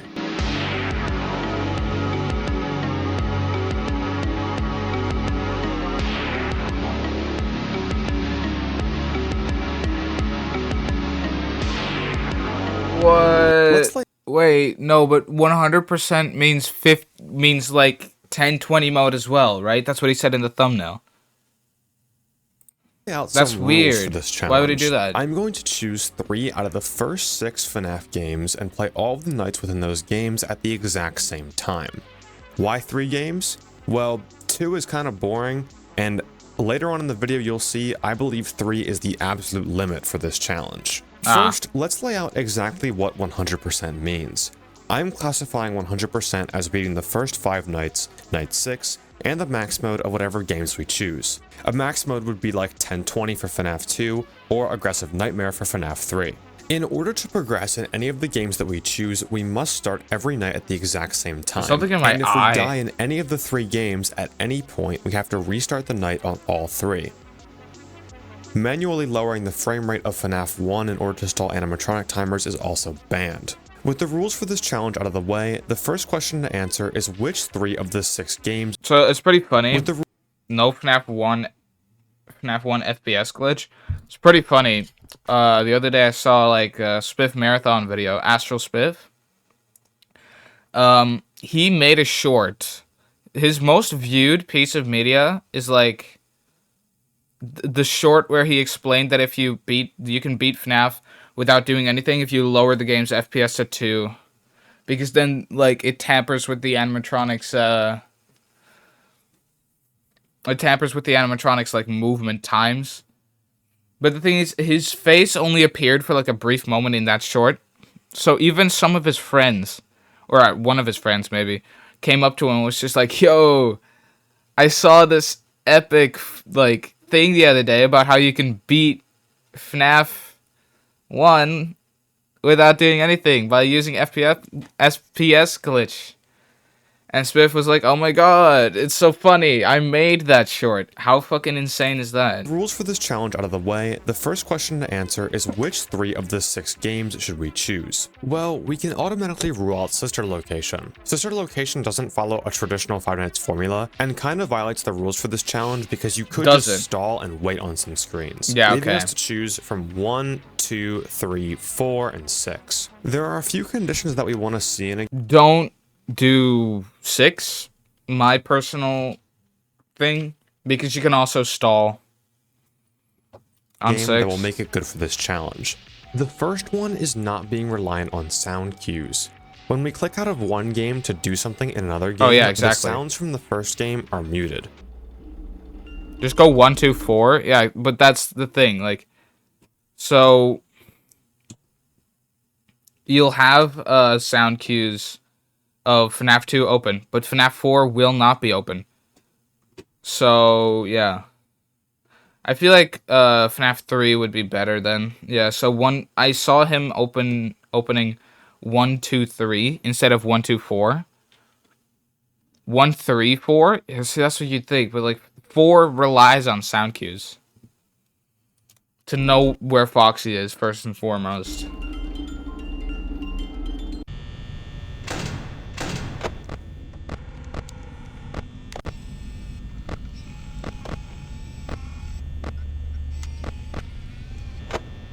And there you go. So we'll only be able to hear things when we're actively clicked into a specific game's window. We're not going to be in each game's window. Based on my experience, FNAF 2 is the hardest. Yeah, but it's got more cheesing possibilities, is what I think. Very long. So we want the game to not be super reliant on sound cues. Yeah, and that's what... FNAF 2 isn't really super reliant on that shit. FNAF 4 and 6 really are. The second condition is having long periods of waiting. We want to have load times or times where we can't do anything in order to deal with other tasks in other games.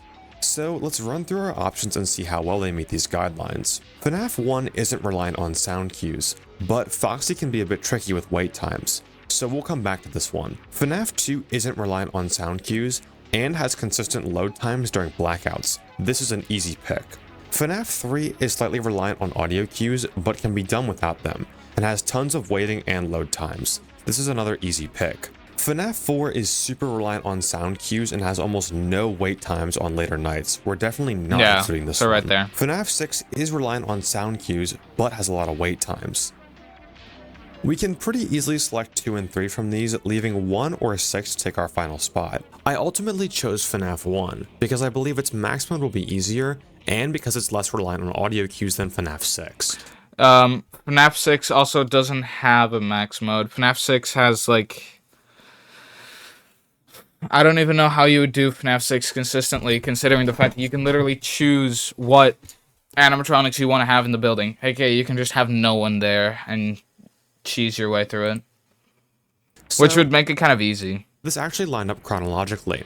We'll be trying to 100% the first 3 FNAF games at the same time. This means... Yeah, or you could just choose Ultimate Custom Night. Nah, I guess not, because that wouldn't be 5 nights. At the last stage of this challenge will be 420 plus 1020 plus Aggressive Nightmare all at the same time. 7 AI, holy shit. Is this possible?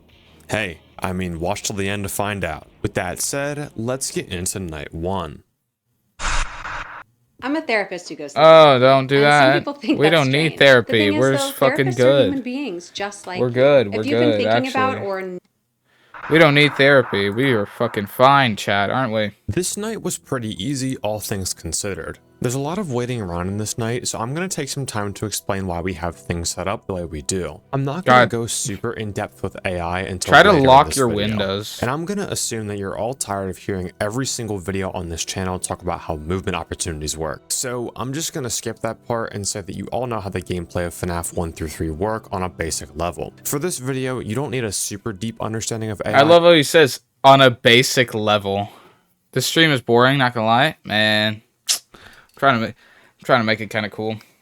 Can we play? Yeah, we could play in a second. We could play a FNAF 4. Try to get back into that. I love how he says on a basic level, like he just assumes that we're kind of stupid as well. Later, so it shouldn't be a problem.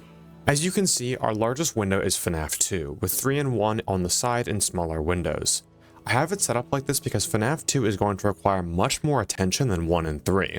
All that needs to be done in FNAF 1 for the first few nights is the occasional cam flip to keep Foxy at bay, and check...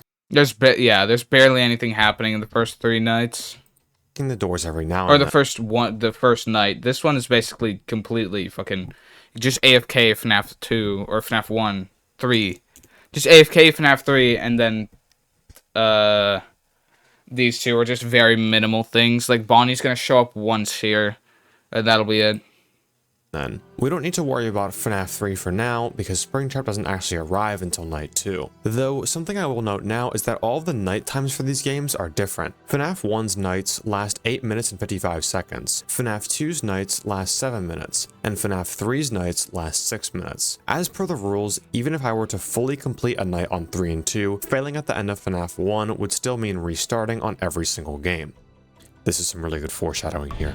No! No! No! I used a timer throughout this challenge to keep track of when each game would end. Damn, that's kind of shit. Anyway, yeah, chat, we are I'm probably gonna get into some shit here.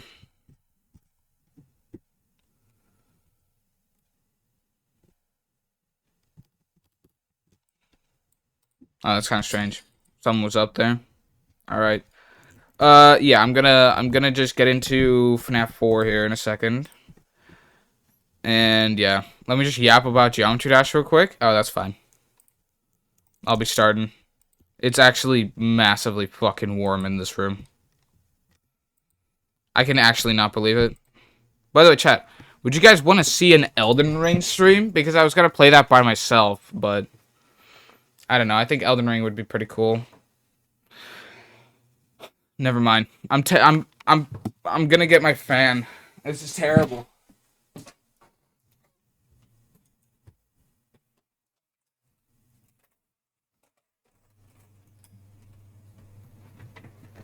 This is actually fucking atrocious. The temperature in this room is some serious garbage, so you guys might have to go around with that. 9 Circles is not easy, even though I beat 4 hard demons. Elden Ring is meh. Elden Ring is meh. I don't know. I bought it, but my computer can't handle it, so I bought a new one. I had to buy a new one. It's apparently just the way that things are meant to be. Audio equalization should be on at this point.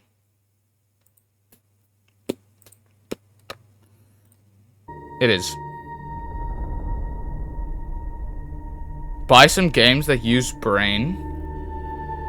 Use brain. Like what?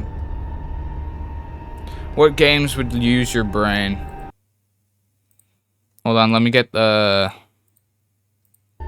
Puzzle games? I actually hate puzzle games.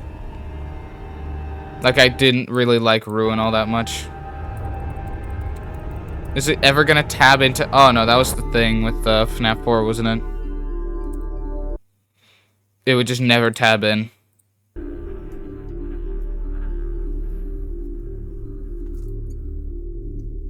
Cool. We are gonna be cooking on this. So yeah, as you could have seen, it's been quite a while since I played this, by the way. Let me see, what was it? House map, Fast Nights, Danger Indicator, Blind Mode, Mad Freddy, Insta Foxy, All Nightmare.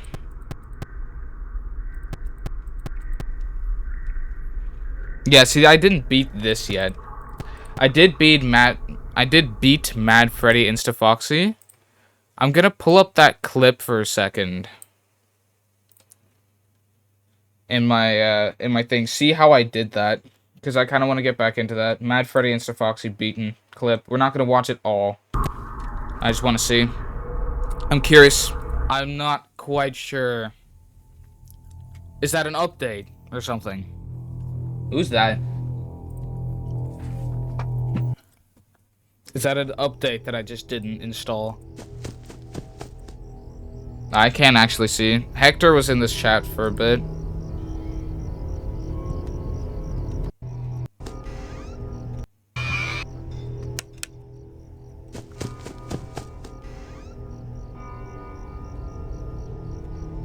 Assassin's Creed's on sale, only $8.99. Still on sale? I thought summer sales would have been over by now. Trust me, I'm well familiar with custom nights. Yeah. Cool. Go to Foxy.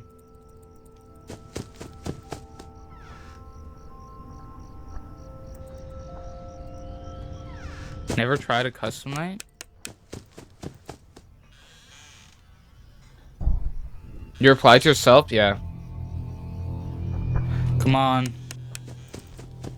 Gonna have to keep taking their word on the fact that they're leaving.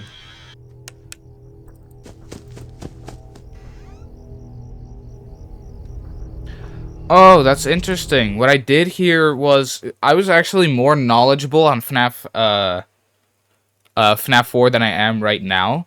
What I said here is I'm gonna have to keep taking their word on the fact that they're leaving, which means that once I hear footsteps of them leaving, I just have to immediately go to the bed. I think that's how I did this.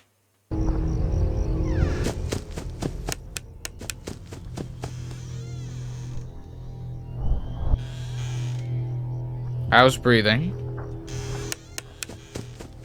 Yeah, or I didn't... See, that was my plan. I didn't try to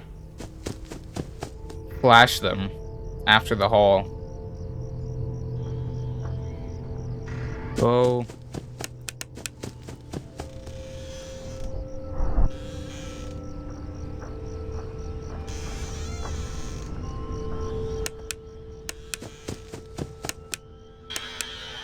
Dude, it's constantly flashing.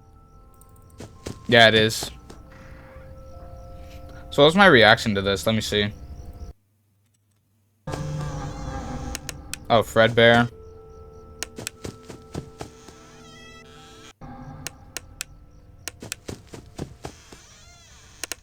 No.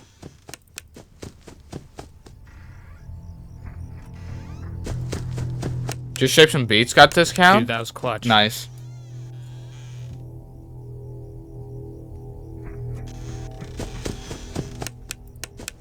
Please win. Please win. Holy crap, I'm so good at this game.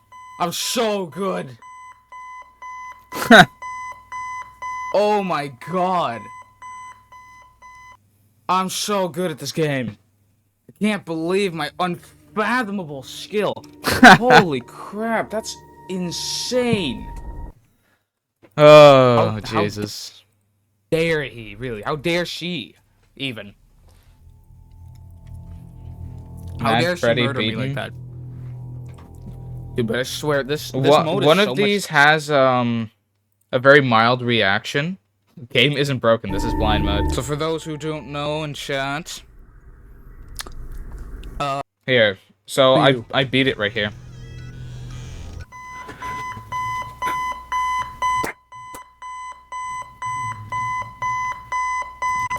That is what is up. That is what it's all about. Hey. Let us go. That's the follower alert sound. Let's get it. That's fucking epic. Anyway, okay, cool. That's just I wanted to show that.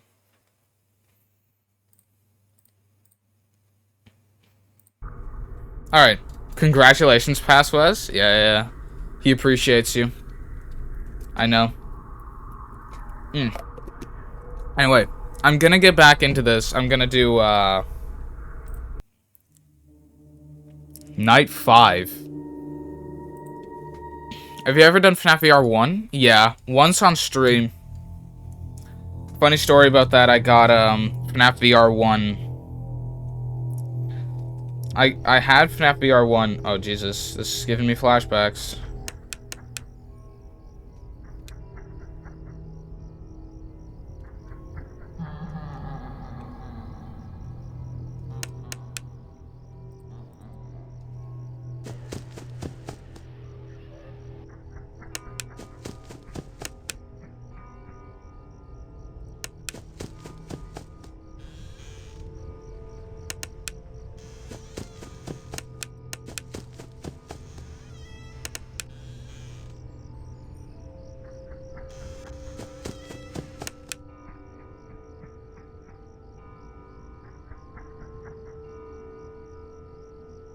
I'm on that stream. It got me my most viewed clip.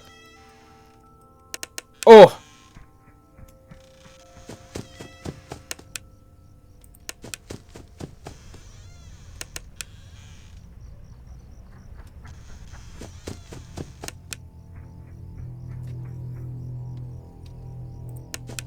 So the most viewed clip on my VODs channel.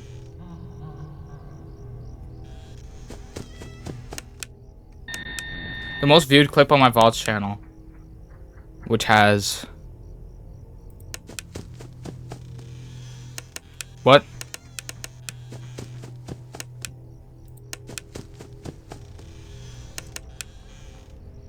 Which has 1.8K. Is from me screaming. At FNAF VR 1.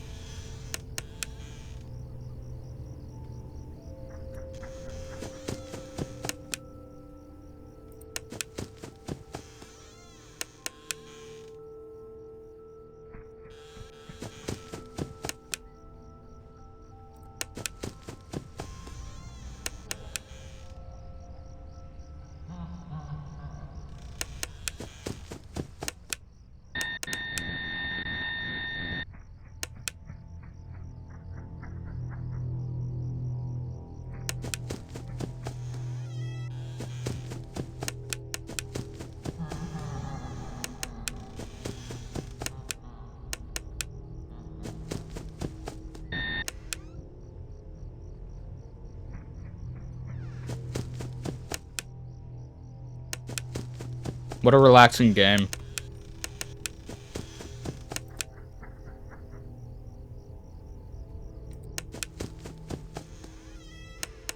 He was there for a while.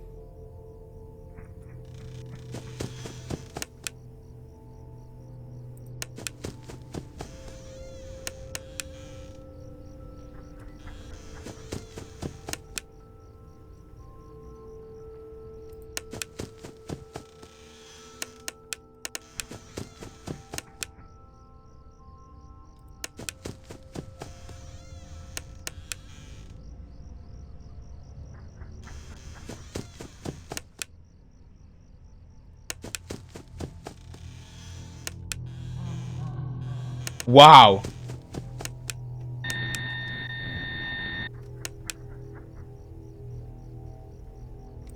Early to mid-February, damn.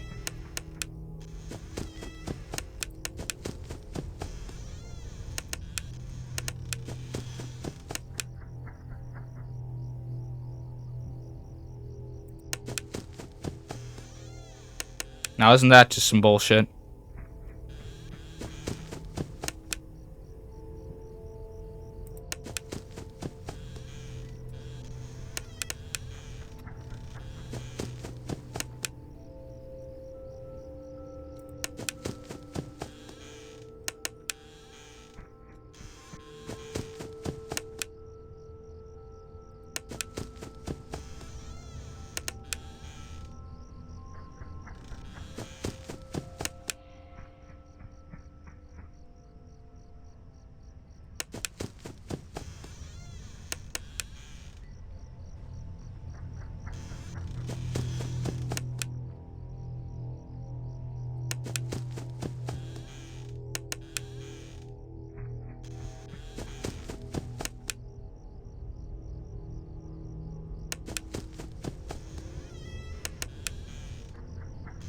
In chat, okay.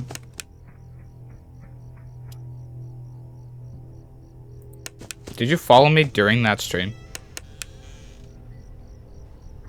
Of Fnaf VR?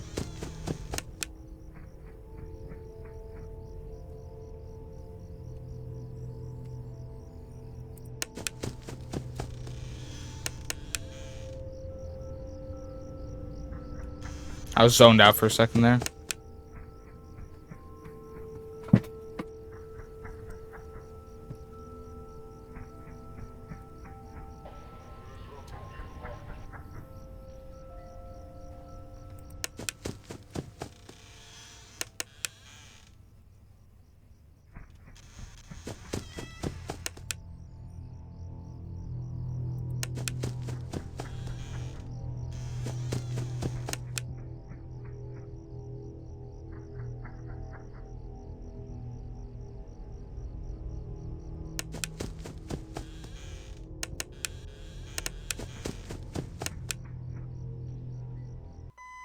It takes a very long time to move.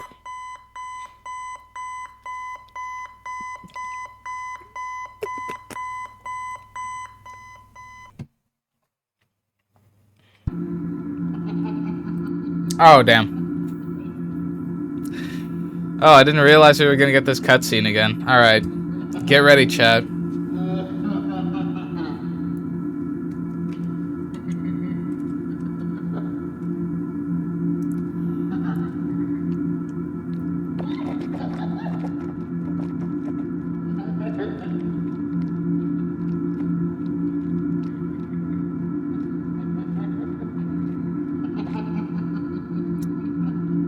No, I don't want to go. Oh, you heard the little man. He wants to get even closer. Haha.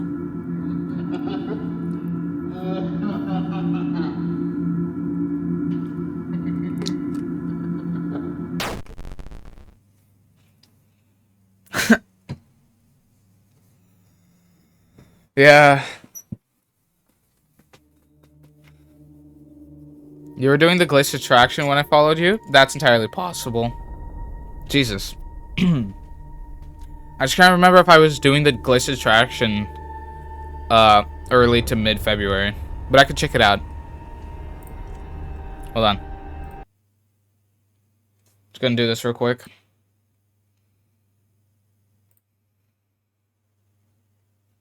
There's boombox spider thing. Oh, someone had to say it in chat, didn't they? Someone just had to say it. Hold on, I'm gonna just go over to my channel real quick.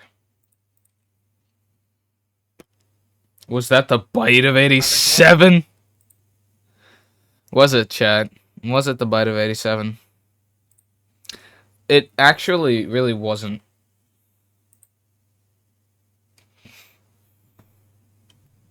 Although I do think it's a bit scumbaggish from Scott to put like a bite scene like that into the games while having constantly talked about the supposed bite of 87, which has been a massive thing in the lore, which had been a massive thing in the lore thus far. Then he put a bite scene in there, and no, it actually took place in 83. Scott is like internet's biggest troll. Hold on. Let me check the glitched attraction thing. Let me try to see your follower alert. 10 months ago, 5 months ago. Do you remember exactly which stream you followed in? Or not? Because I would assume that, you know. Wait, how long ago was February? Fucking 4 months, right? Yeah.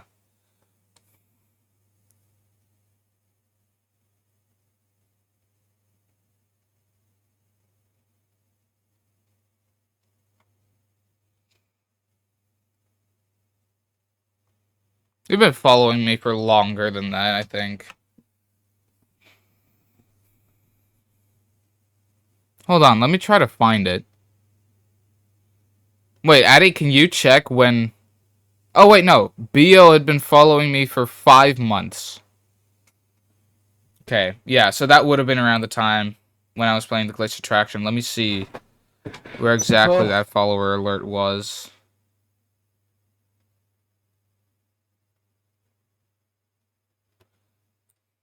Sent for the follow. Who? Yana sent. I'm getting to the bottom of this. Was that before or after? Yana sent was before. So... You are on 205... Yeah, so you were end of March, actually. Beginning of March. Yeah, so it was this stream. And you were the first one to follow, so let me check. Ah, I found it. Hell yeah, hold on. Hey, B. Yeah. Yeah, that's right. Get away. That is what is up. That is what Hey, it's all about. B.O. I assume. Let's go. Thank you for the follow. Hell yeah. Never really realized how strange it sounds when you say thank you for the follow, as if you're giving them bits or something. That's not really how that works. Yeah, thank you for following me. Thank you for the follow. It's kind of strange. But yeah, there you go. I want to do this again. Hold on. Let me check when Addy the Beat first followed.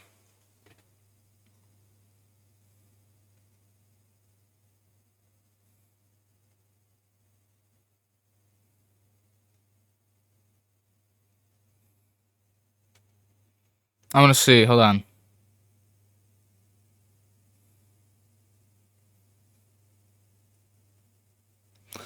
I don't even think you had an alert. I didn't even have an alert box yet before when you followed. That's how long, that's how ancient you are. That's how ancient of a follower you are, Addy. So long ago. I wouldn't even be able to trace when that was unless you knew from memory. Or unless you can see that.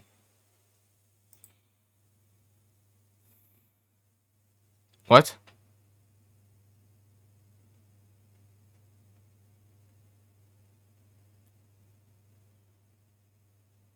Oh, that's interesting.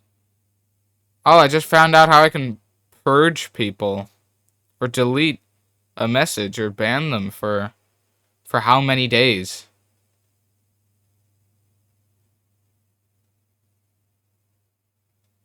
time them out for 12 days. Holy shit.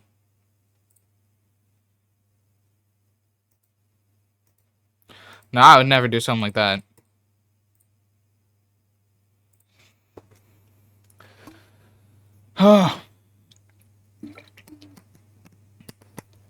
Anyway, chat. We want to get back into FNAF 4? Because I can do that. I remember that you struggle on scrap animatronics. Right. Yeah. There's no I was struggling in this level, apparently, is what I... You didn't chat this entire stream, though. You can check on 3 times or 4 times speed. I don't think you can go above 2. But here, this is game over. Oh, shit. Okay, so I was too slow then. Yeah. His system will take a while to boot up. Once he's active, nothing will stop him. Like, go inspect and increase the number? Oh.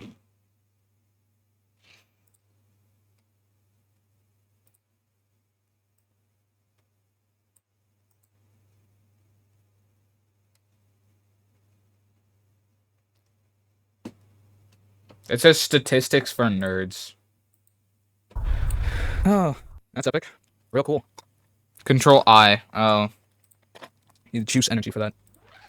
No, Alright, I'm so actually now good just kind of going through it like this, because we can just check when the next game over would have been. I kind of need to change the stream title for this, because, like, I'm not actually doing that shit anymore. Hold on. Damn. An attempt? Hold on. So... Let me check. When did I die? Holy shit, what an asshole. One attempt really took that long. The follower alert stayed on for very long.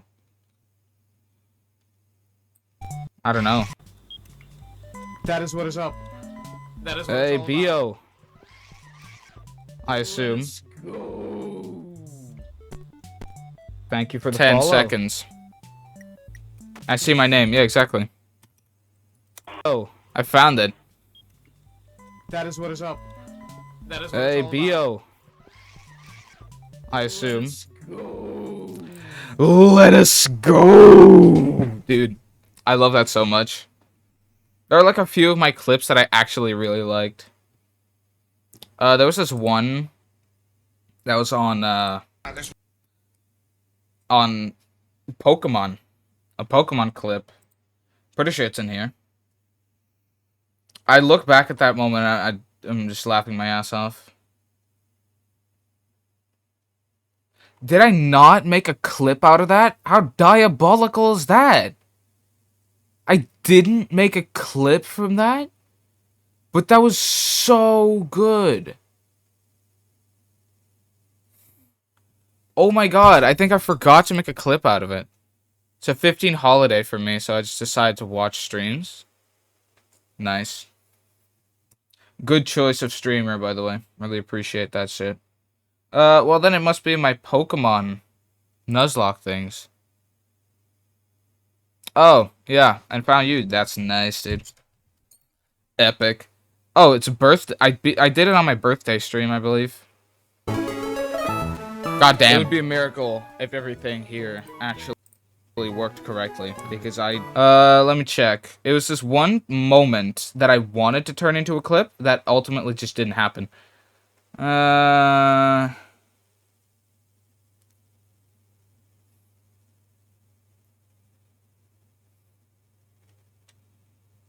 Oh, it was right here. Crit. What's with the crit? Oh, what the fuck? Why crit?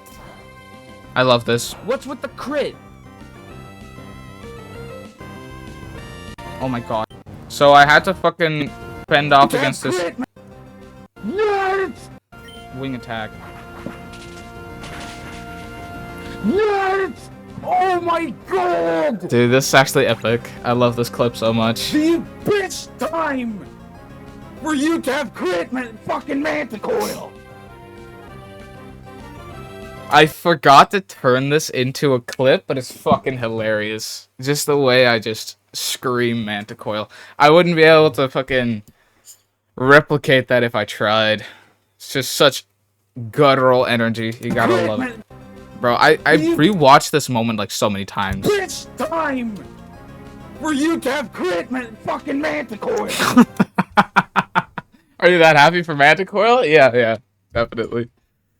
Fucking Manticoil. Yeah, dude, holy shit.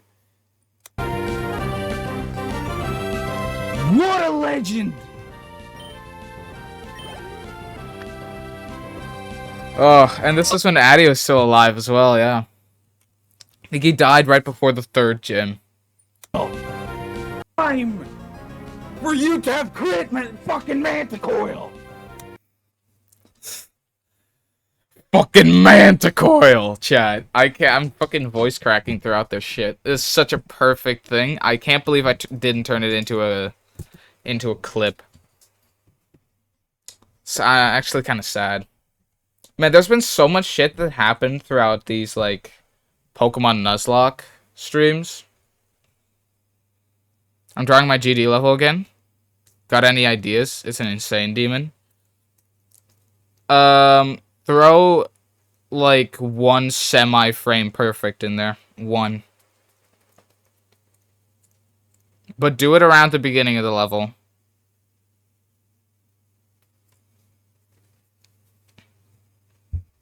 Because then at least it's somewhat still fucking good. Noticed, exactly. There's been so much good shit. Like, my only birthday stream was on Pokemon Nuzlocke. My face reveal stream was on Pokemon Nuzlocke. It's pretty cool.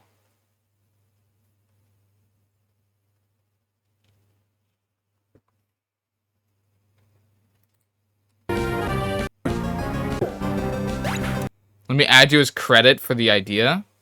Nice. Getting my recognition now. The best time for you to have crit fucking Manticoil. So crazy. Let me look back at my some of my older clips. No, not this. Yeah. I'm not subscribed to my own VODs channel. That's kind of insane.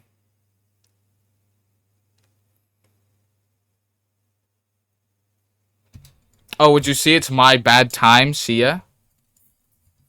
Bedtime. Okay. Alright, man. Have a good rest. And rest easy. Have expert dreams. Just the most top tier of dreams. Let me go to some of my stellar clips here for a second. Just like nice to just reflect. Don't worry, chat. Drop epic outro and leave. Damn, chat, did you see that? That was so crazy. How he just like left with that outro like that. He's like really just so cool. Anyway.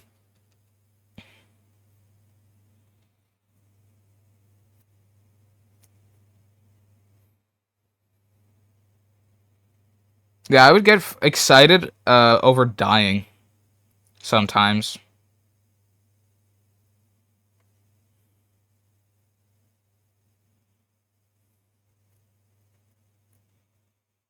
Oh, I had 3 Bed Wars clips as well. I really hope that I can at least get a single final kill and a win. Hold on, let me turn off the audio equalization. In the same game, because I don't really want. No, there's no friendship. There's no nothing. In hindsight, these people were seriously trash. There's just death. Like, that guy didn't do anything.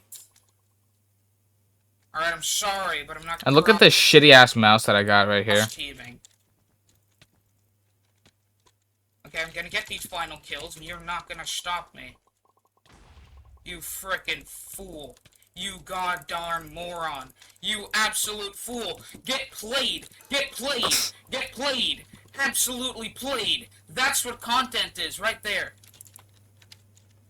That's what content is. I think I've seen this on stream before. It's... around this time, I was just very, focused on the whole like clout thing. But I did it as a joke. But I worked it into some of these finest moments. Kind of sad. Okay, I'm gonna go forward. Screw When you iron, I want final kills. when you almost hit a clip They're worth more. in Oh Bed my Wars. God, dude.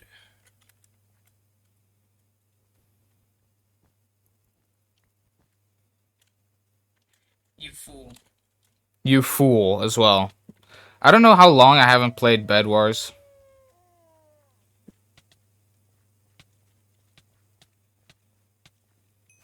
Man, that guy was shit. Where's the other guy?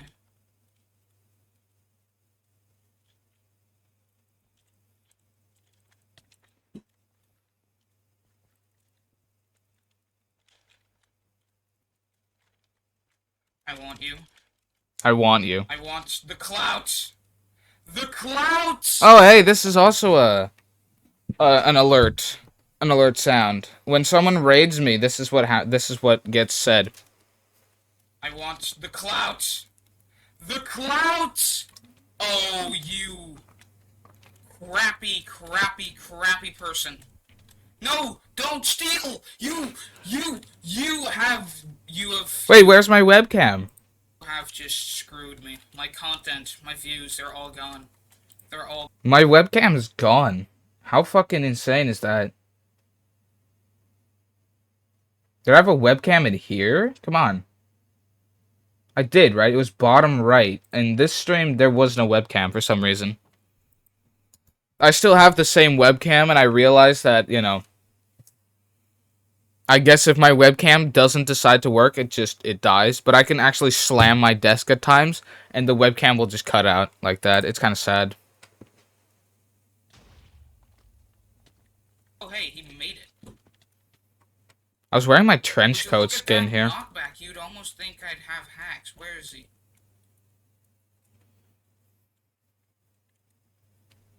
Okay. You know what? I'm not even gonna try. Just take me, man. The most epic Bed Wars clutch. So he falls in the void. Holy crap, bro! Damn, bro. Dude! That was some... Oh! Oh! Oh! I am... apparently...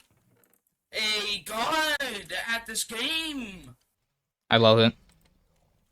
Anyway, nice moment of reflection right there. We're gonna go back to your boy, the Nightmare, your boys, the Nightmare animatronics, real quick.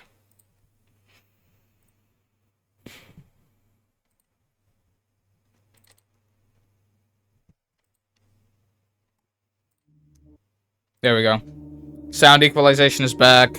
I'm gonna do practice. I kind of want to get back into this sometime. Because I need to finish what I started. Fun with Balloon Boy. No, this is not even the Halloween version. Fun with Balloon Boy's in the base game. That's so weird. Anyway. I don't know. Where's, okay, this is Nightmare mode. Sure, we're gonna play this. Night 7. I'm gonna sweat here, guys. It's gonna be a bit of a long ride.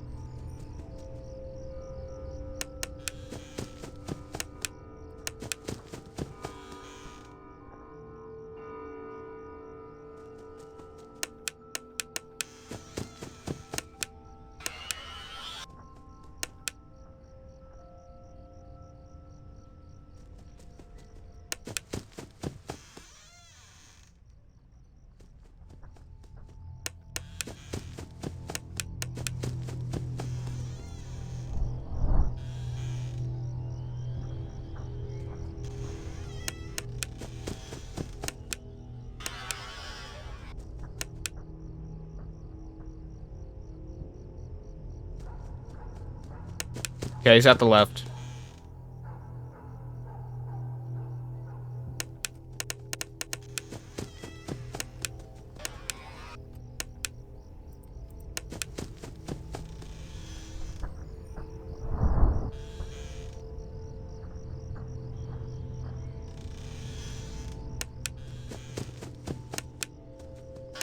What?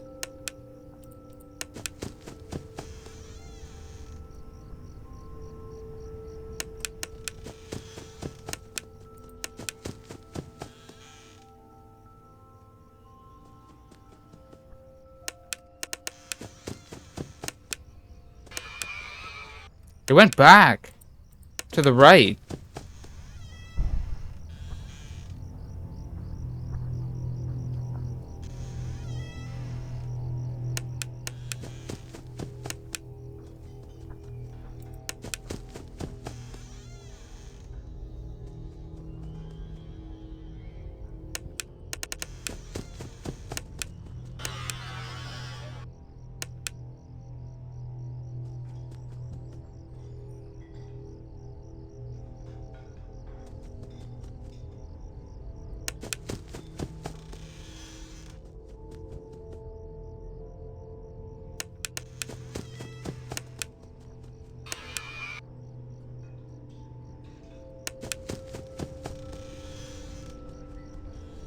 Ah.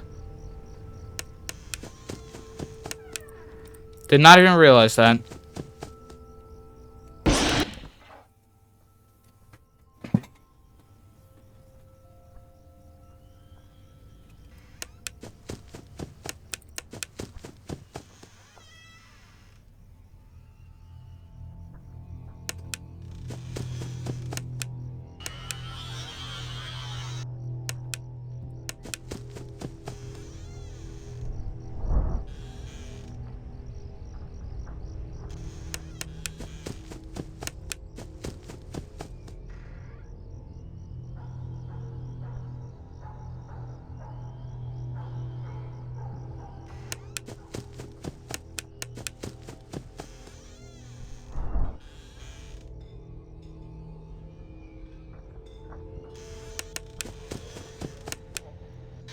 Okay.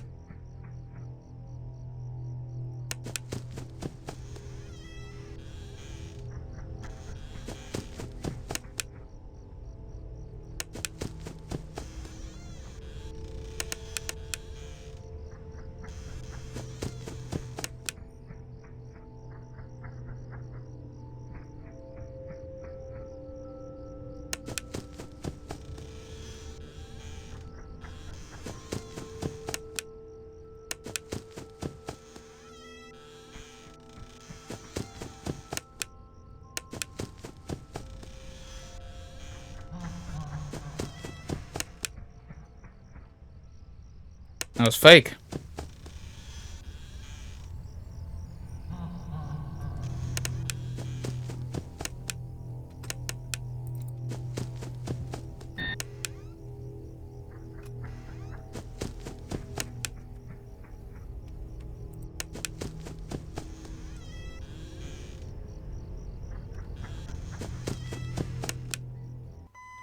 Get hard clapped. Man, this guy really didn't... He could not have foreseen what came over him right there.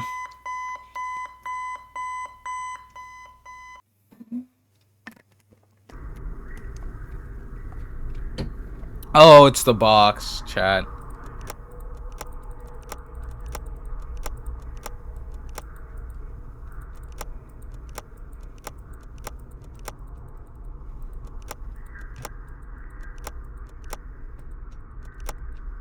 Perhaps some things are best left forgotten for now. Funny, that box never opened. Well, we did it. We beat Nightmare Mode. Ah, damn. I'm not as quick-witted as I used to be. I'm not gonna lie. I couldn't really hear Foxy all that well, so I was just kind of fucking around at the beginning of that. I don't know. It was kind of shitty. I had my audio also kind of cranked down, but audio equalization should take care of it. Jump scares?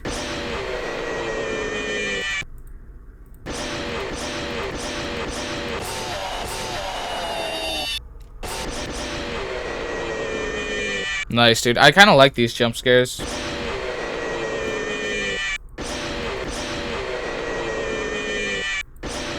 I like the Chica one. And Bonnie as well. I like the Fredbear one less, actually. Alright, cool. Enough stalling. What I'm probably going to do is I'm going to try to do this blind. So, which means I'm going to have the text back, which says, game's broken.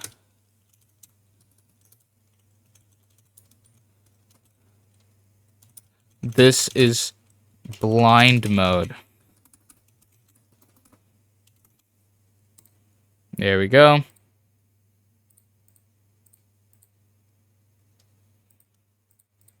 We'll have that in there.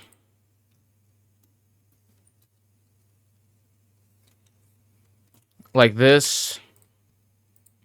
And then I need to...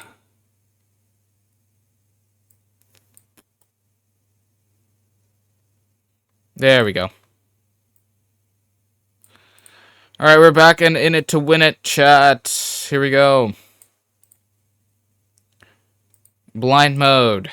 Practice is for some time, where we will do blind Mad Freddy and Foxy eventually. But that challenge is kind of hard, so we're going to practice blind mode a bit more. It's on Nightmare, I think, yeah. Okay, so my tactic revolves around the same thing, alright?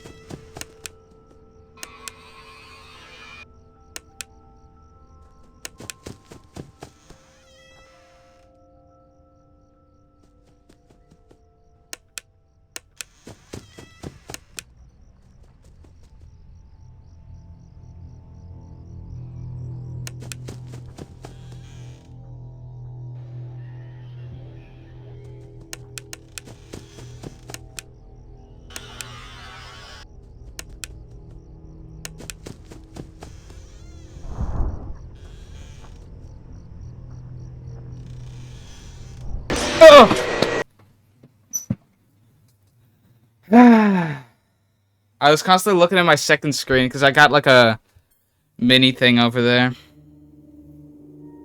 That gets the heart racing, doesn't it? I'm like Markiplier now. First night isn't usually that bad, I'll clip. Fuck me, dude. Alright, fine. What I'm gonna do actually is I'm gonna open up Live Split. Live Split.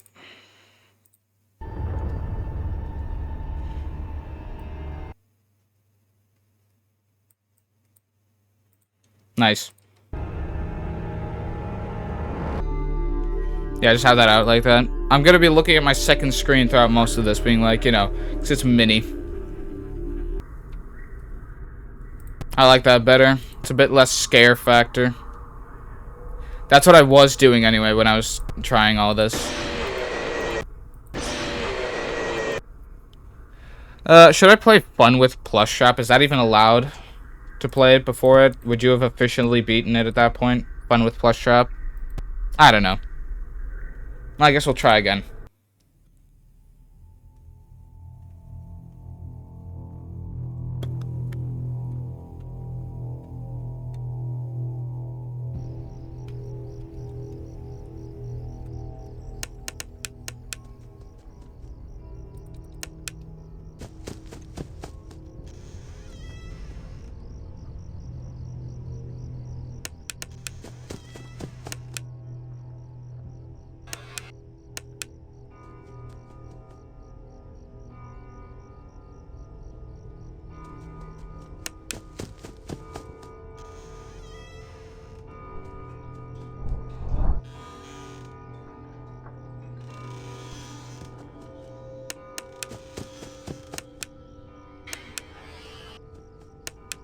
He doubled down on the left hole.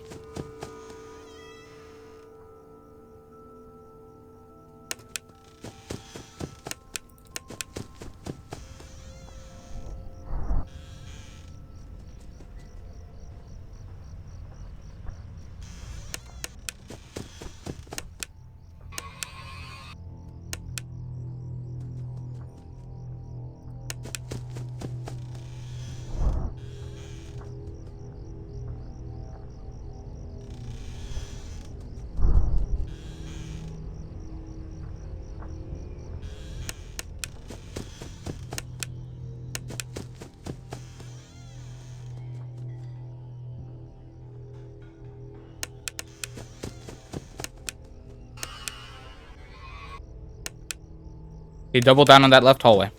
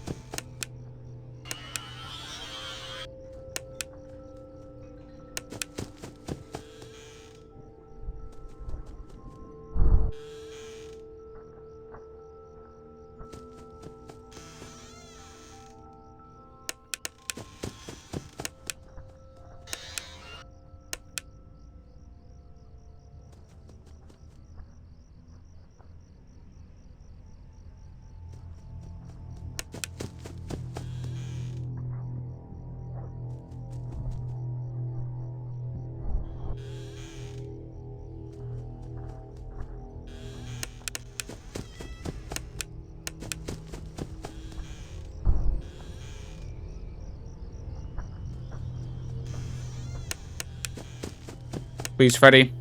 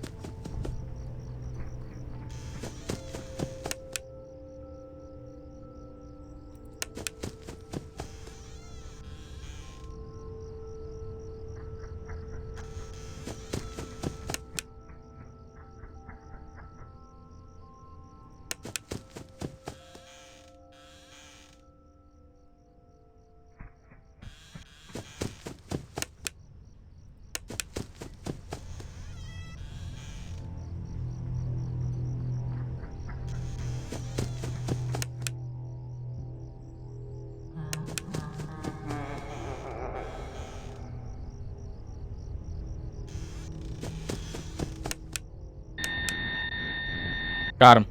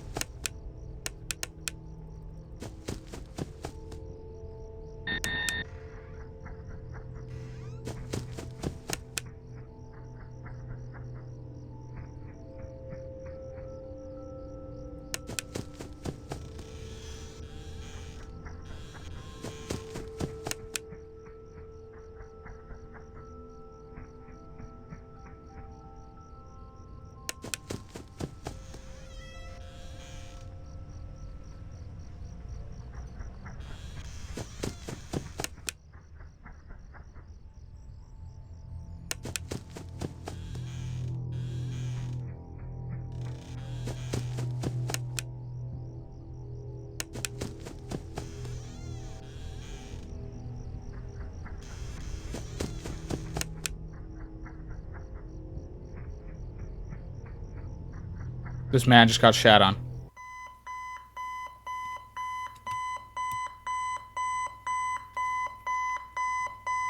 Let's go. God damn. That was great focus right there. Hell yeah.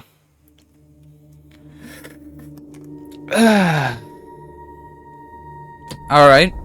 That was cool. Now we just have to do it with Mad Freddy Insta-Foxy, which I do not like. Man, I don't really like the challenge of Mad Freddy Insta-Foxy, especially when it comes to blind mode. There's just a lot of shit that can go wrong there.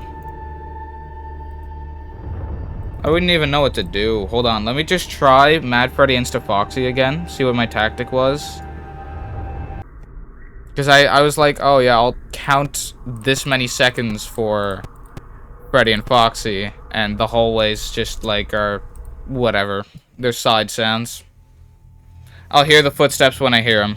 Something like that. Hold on.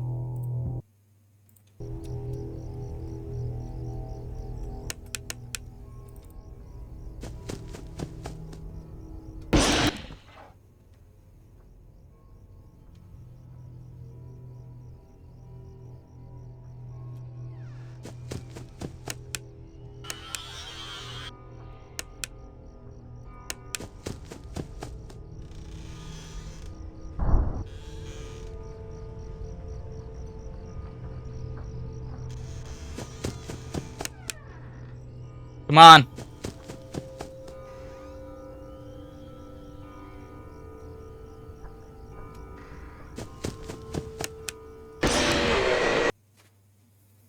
Man, that Chica was really impatient.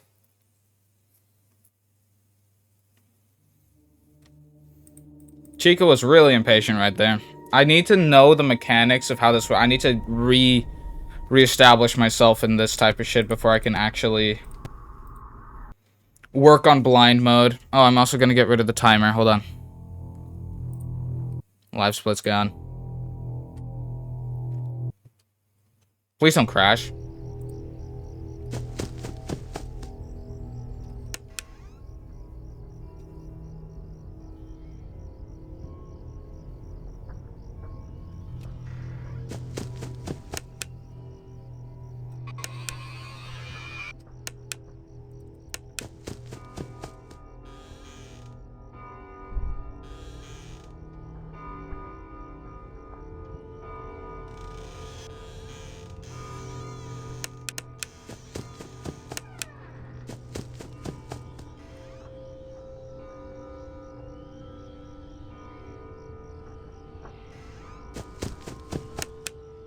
Wow, Freddy's really impatient.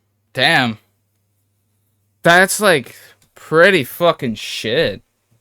Oh, Freddy's a massive asshole. I heard footsteps on the left. I was like, cool, I'm gonna have to flash Freddy and get back to the left door. And wow, Freddy's just a massive prick. Let me give more priority to Freddy. You know, give him a bit more recognition. I'm gonna start the night by going forward and closing the door on Foxy for like 8 seconds. Then I'm gonna go to Freddy and one of the doors.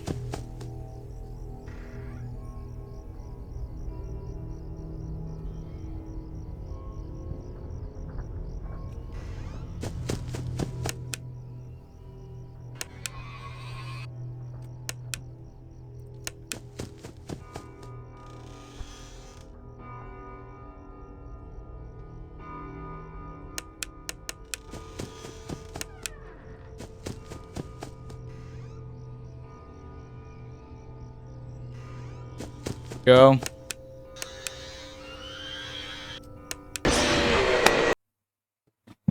Man, I really don't see how this challenge, like, how did I beat this initially? Because I was closing the door on Foxy, then both of them went to the middle, I assume. I was like, shit. So I went to Freddy, flashed him off. Then I went to Bonnie, fucked him up. Damn. So who's less forgiving here? Is it Foxy or Freddy? I'm assuming Freddy, because I'm literally constantly dying to him. It's like, no way. I also hate it when I'm grinding games, and after every single attempt, I get, like, a spike in my heart. My heart skips a beat. I fucking hate that. It pisses me off.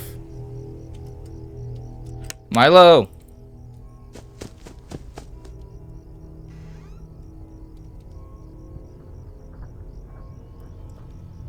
Again. Was good. I'm alright.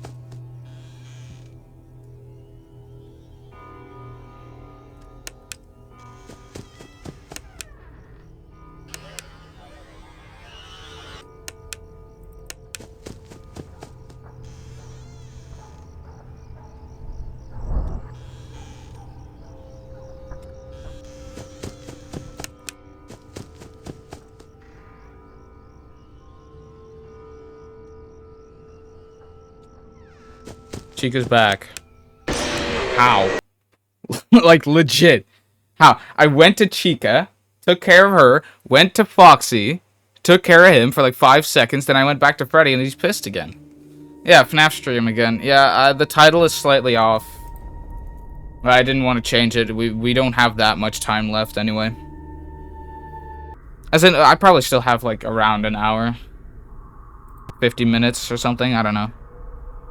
It kind of depends, but I'm trying to get back into the flow of FNAF 4 because I actually kind of want to beat this challenge. It's been like 7 to 8 months since I got it. Oh, and I'm gonna go down. Okay, so I don't think anybody knows this yet, but I'm gonna be going on vacation on the 25th,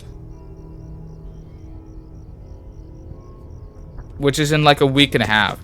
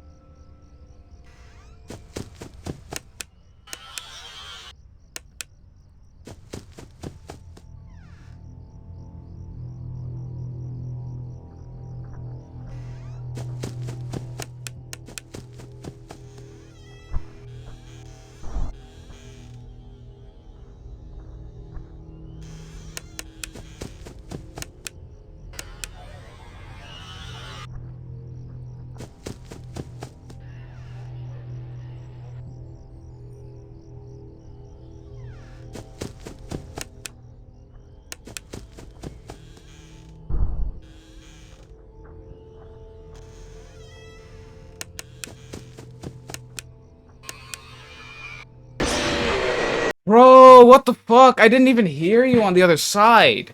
Dog, what the hell's wrong with you, bud? I did not hear that fucking cupcake enter the hall. I was listening so intently on it. I was like, okay. My tactic is to go between Freddy and Foxy, and as soon as I hear footsteps on either side, I just check that out. But I think what they do is they go to the middle. That's the footsteps that I hear. Then I'm gonna check left or something like that, and Chica's like, I don't know. I hear another footsteps on the right, maybe? I don't know. Damn, what a shitty fucking... Oh, I remember now. This video is gonna get copyrighted because of the ambience of, Fnaf 4. That's kind of shit. I don't even know how that's, like... Like, you get copyrighted for this ambience, which makes the game completely unplayable.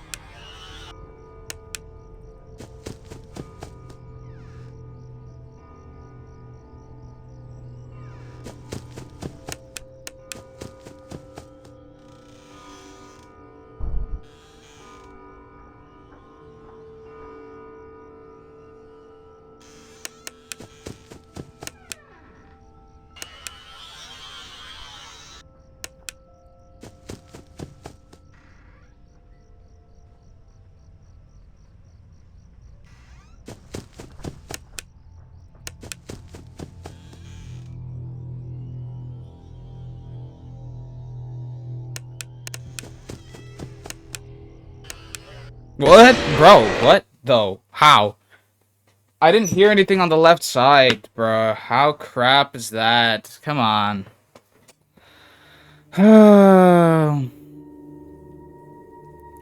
I didn't hear anything on the right side, so I was just like, oh, well, Chica's being merciful today. Oh, apparently not. I might just not be listening correctly, but that's so bullshit. Why the hell would they do that? Why the hell would they just, like, not give any indicator as to where they are?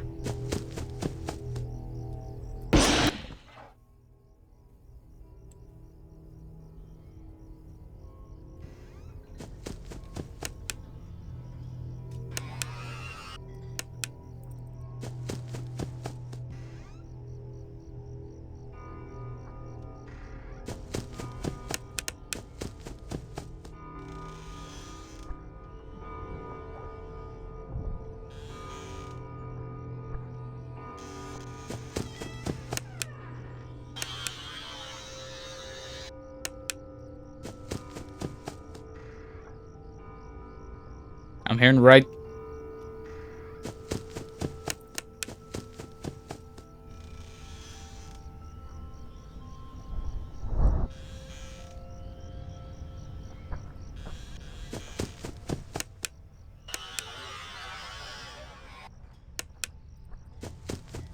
I'm hearing left.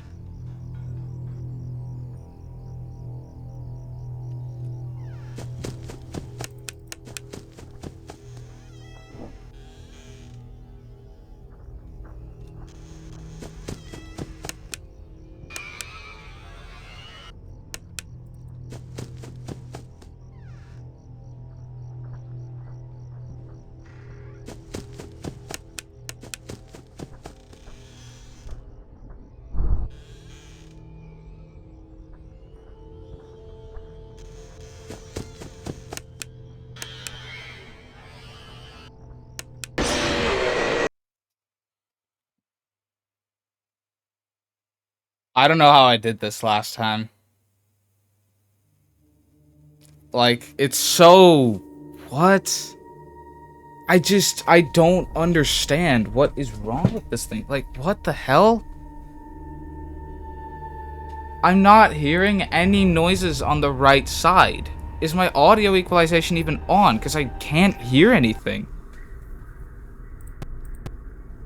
That's the problem with this game. Like, I can't hear what's going on, and then for some reason they still kill me.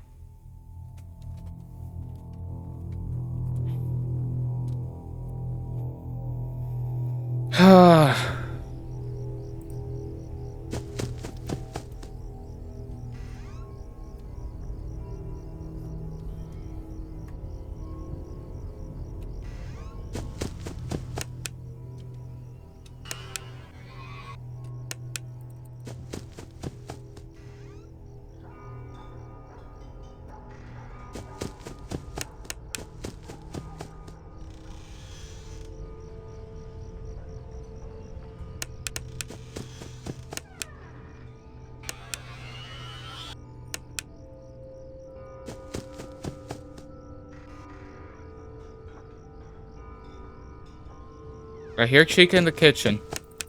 Bonnie's at the door.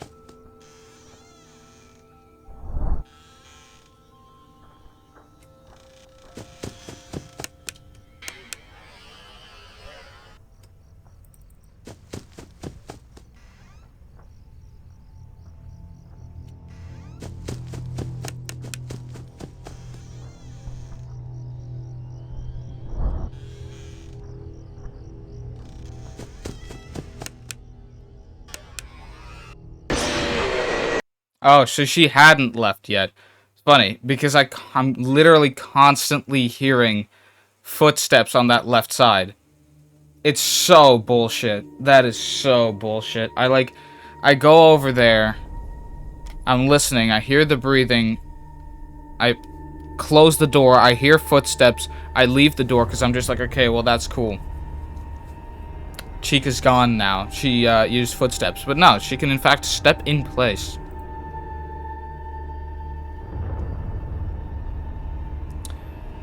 I already know after the stream I'm gonna be really fucking salty again. Cause I just know, man. I know.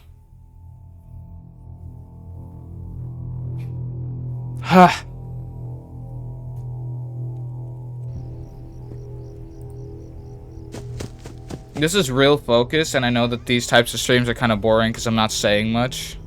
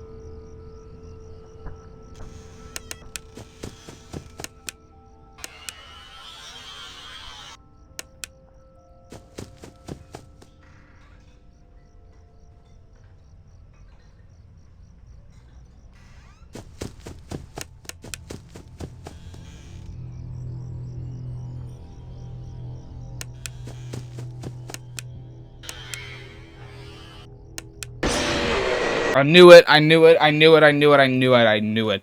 As soon as I got the slight hint of a footstep in my left ear, I was like, okay. Well, you know, that must be how subtle they are if I can't hear them. And so, you know, I fucking immediately darted to the right door. Was no one there. And then I heard Bonnie's footsteps. I was like, well, if I don't fuck up Freddy right now, he's just gonna kill me, so. Yeah. One mistake. That's all it takes. Pretty sure I did this first try as well. Wow, I was such a legend.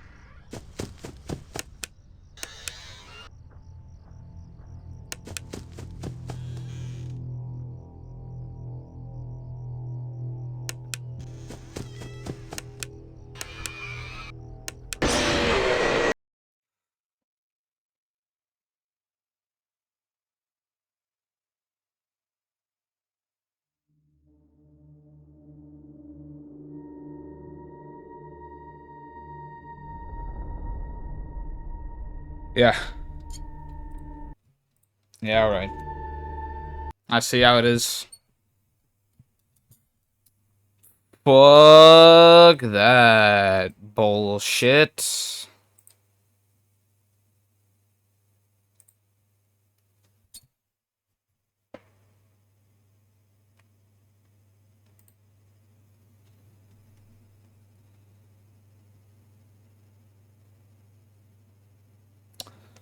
Wow. That's some bullshit right there. I don't know about how I did it, like last time, but Jesus Christ. Let me check actually. Cause my God, that's some fucking idiocy. How did I beat this before? I'm not quite sure. So no. Is that an update or something? Sound equalization.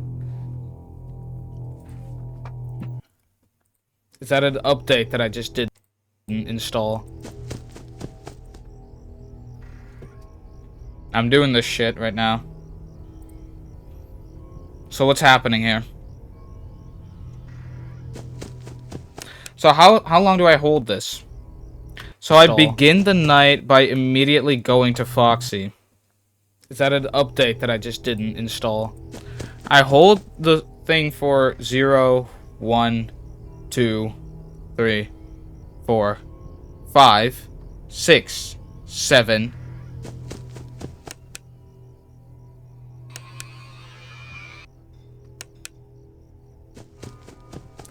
Zero. Custom night is a, yeah, I know. Trust me, I'm well familiar with custom nights.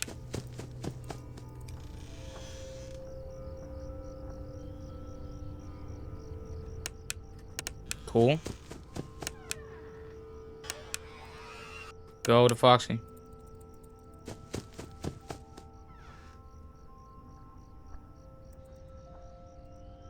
Okay, so I just heard Bonnie. Tried a custom night?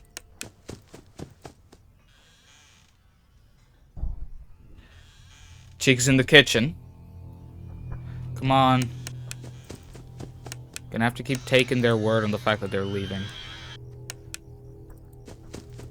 Now Bonnie's back.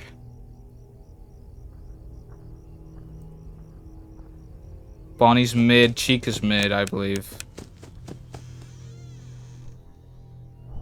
Oh.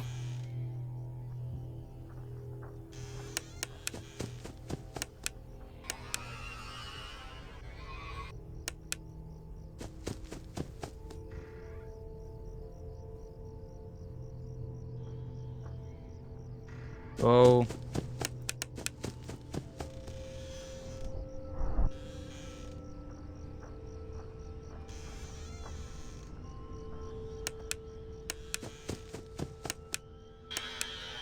Dude, it's constantly flashing.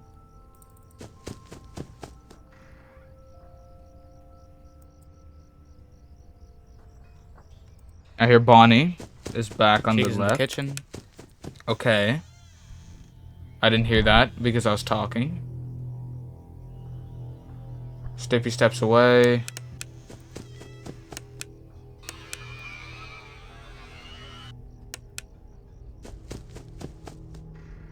So really the cycle is to just constantly go between Foxy and Freddy. And then whenever you hear a noise on the side, but that's kind of what I was trying to do. I don't think I was hearing every noise.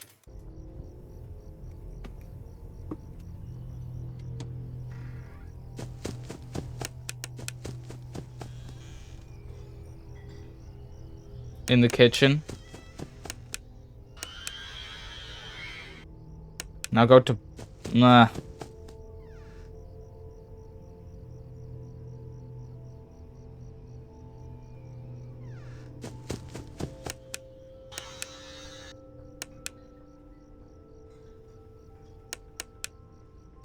Okay.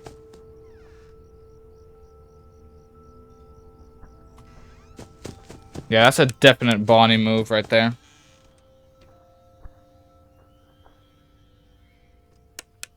He walked back.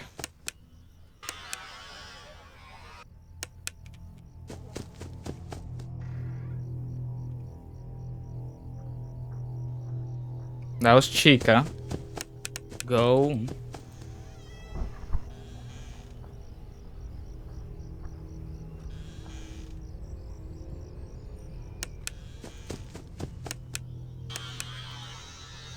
Come on.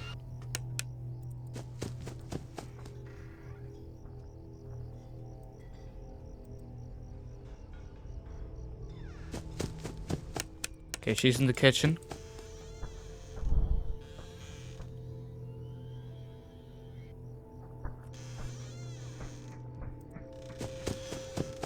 Okay, and now, like, Nightmare. Which I know the mechanics of. Decision. What? I'm going to there.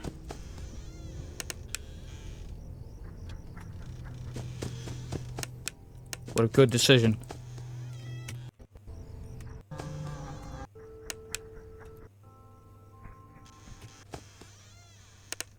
No.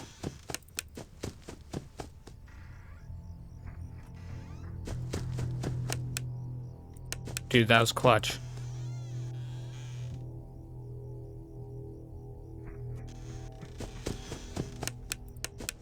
Please win. I'm so good. Okay. Holy crap, I'm so good at this game. Yeah. I was good at this game, wasn't I, chat? So let me think about this.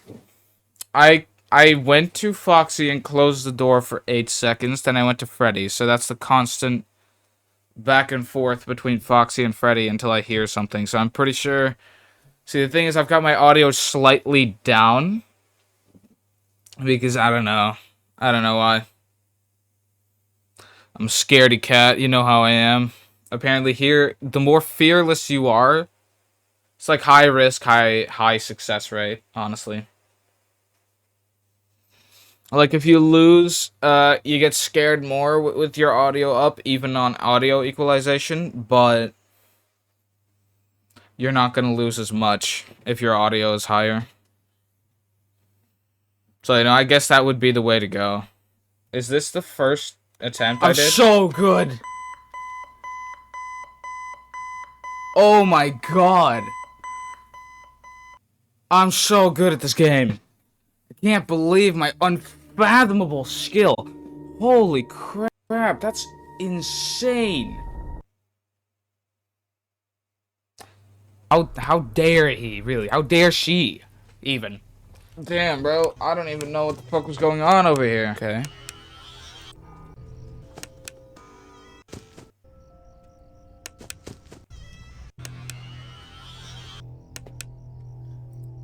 It's so strange.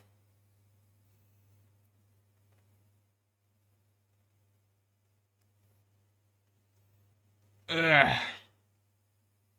Jesus. Okay.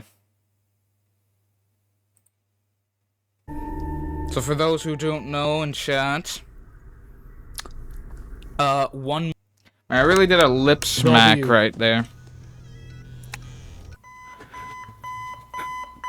Oh yeah, that is what is up.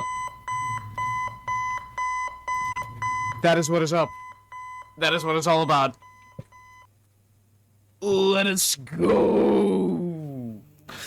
Let us go. Discord and Overwatch open at the same time. When I have Discord and Overwatch open at the same time on my PC, it just completely dies. I get like a 3-frame PowerPoint presentation on how I died. While I'm dying, like, I'm not able to do anything about it. It just happens. Oh yeah, that's why I bought a new PC, eh? Ooh. 6 a.m. Oh yeah, I was really into this one. Damn, that's insane. Oh my god. Yes, baby! Dude. Let's go! Oh my god! This is like never before seen content. Yes! On YouTube at least. Like I'm going to work it into a video anyway. I just had to dissect this clip real quick because it's like like I don't know what to do about this, man. It's so bad.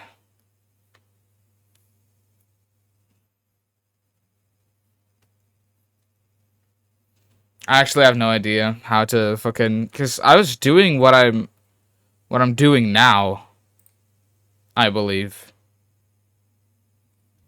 But blind mode is going to be hard mainly because of the mechanics in the game. Like, you know, moving around your mouse can sometimes fuck up trying to go towards Foxy, as you've seen. It's kind of strange. I also don't know how I got that good, even. I'm going to watch the tutorial on it, actually. Hold on. Fnaf 4... Oh, Ambience was his name. Ambience. That was the guy that, oh yeah, complete AI grind, whatever, yeah. Ambience was really the one that I got everything from. So it's Blind Mad Insta. Met sport win je vrienden. God, my ears popping again. Sometimes I get this. Whenever I, like, start talking or whatever, then... Or whenever just noise comes into my ear, and it stops, Ambience here. My ears pop and shit. It's kind of fucked up. Mad Freddy plus Insta Foxy on Five Nights at Freddy's 4. This mode is typically seen as the hardest mode in all of FNAF 4, and is generally seen as a mode that is very difficult and very luck-based. However, this mode is not as bad as it seems, and if you follow the strategy in this guide, then there's a decent chance that you will survive. This mode still has some RNG, but not as much as you might think. Yeah. The only parts where you really have to get lucky are when dealing with Freddy and during the segment with Nightmare. Now, the first thing that we should talk about is how we will go about this night's first 4 hours. It is quite simple and very easy to learn. I do highly recommend running a stopwatch during this night, as you won't be able to know what time it is otherwise. Start the stopwatch as soon as the loading screen goes away and the actual night begins. 1 minute is 1 hour in FNAF 4, and a night lasts a total of 6 minutes. If you completed Fun with Balloon Boy, the night will start some, at like, 1 quality a.m., content making right the night here. a total of 5 minutes. If you're struggling with the first few hours of the night, I recommend beating Fun with BB to skip the first hour. I've also made a guide on how to beat that minigame, which is linked in the cards above. Now, let's talk about how to beat look at this that. night. Fun with BB. The first thing that you'll want to do is immediately go to the closet and hold the closet door shut for 7 seconds. It's worth mentioning that since you can't see where to click on the closet, you should keep your cursor in the center of the screen while turning away from the bed, as to always go to the closet without any confusion or delay. At the start of the night, you may also need to flick your cursor to the right briefly, then click in the center of the screen. The reason for holding the closet shut for 7 seconds is because it will always push Foxy back enough for you to do everything else safely. After you've gotten rid of Foxy, quickly retreat and shine your flashlight Wait, hold on, what did he the say? bed, then click in the center of the screen. The reason for holding the closet shut for 7 seconds is because it will always push Foxy back enough for you to do everything else safely. After you've gotten rid of Foxy, quickly retreat and shine your flashlight on the bed. Then wait for the Freddle screeching to stop completely. This will only take a couple seconds and should make it so that Bonnie and Chica have enough time to get to the door, but not enough time to kill you. After you get rid of the Freddles, turn around and run to the left door. Wait for about 3 seconds and listen for breathing. If you do not hear breathing, then quick. After you get rid of the Chica have enough time to get to the door, but not enough. Take a couple seconds and should make it so that Bonnie and Chica have enough time to get to the door, but not enough time to kill you. After you get rid of the Freddles, turn around and run to the left door. Wait for about 3 seconds and listen for breathing. If you do not hear breathing, then quickly flash the hall and retreat. If you do hear breathing, then shut the door until you hear footsteps from the corresponding side, then open it back up and flash the hall. Be aware that Bonnie and Chica can sometimes come right back to the door after walking away. To counter this, pay attention to when they start walking away. If they leave as you're closing the door, there's a good chance that they came right back. Open the door, and if you hear breathing again, repeat the process. Always try to spend the least amount of time possible at doors. After you've checked the left door, run to the right door and repeat the same process. Keep in mind that if Chica is in the kitchen when you return from the left door, you can skip the right door entirely. After dealing with Chica, check the bed and get rid of the Freddles. Repeat this entire process throughout the night up until 4 a.m. To recap, your pattern will be closet, then bed, then left door, then right door, then bed again, then repeat. Once the time reaches 4 that seems like it. That seems like it doesn't leave enough room. a.m., all of the animatronics will vanish. So it's closet, bed, left, right, bed, closet, bed, left, right, bed, closet. Nightmare will become active. This strategy for dealing with nightmare is a bit similar to the strategy that I talked about in my Blind Plus All Nightmare guide, except... Well, that doesn't seem accurate at all, because I got fucking clapped by Freddy, even when I was fucking... Even when I was going to just one door. That seems so wrong.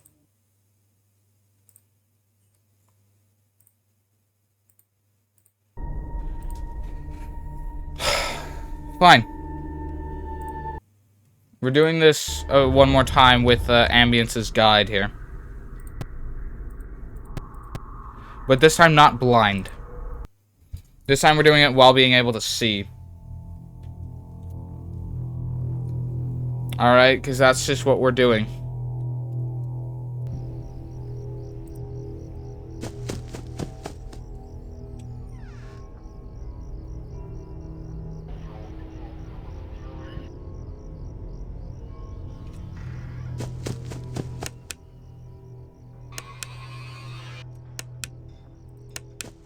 Cheeks in the kitchen.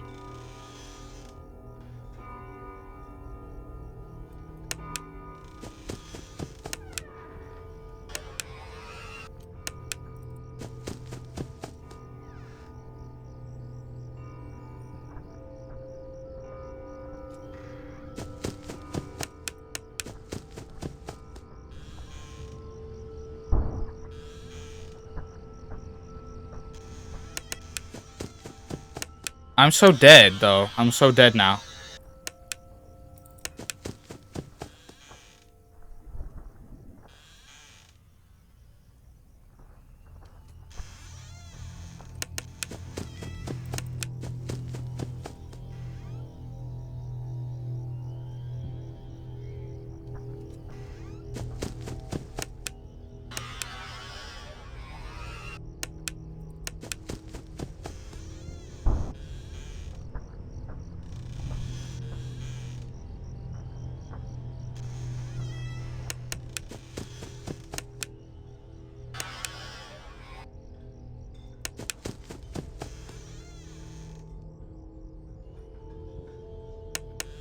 This challenge is absolutely abysmal.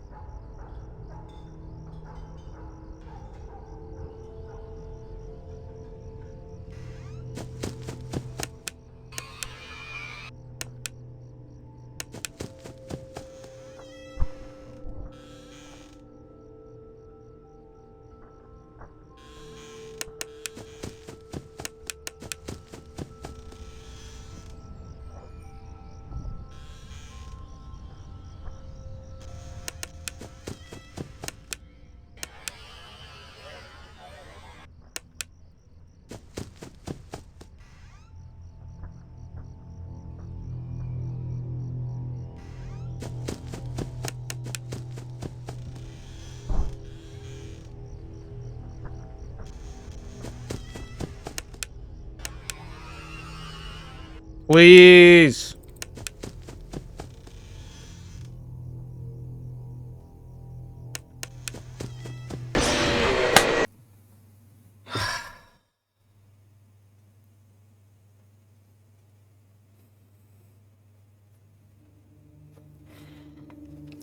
Remember that time, chat, that I actually liked to play Fnaf 4? God damn, those were the days. I really, really fucking hate Fnaf 4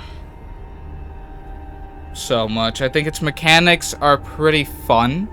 I think it had a lot of potential until Scott utterly and completely screwed up the audio balancing of the game. I'm sure that's part of it, but come on.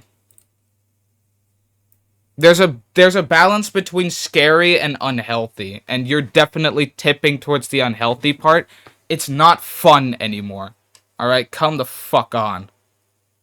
I goddamn hate it when it's just like...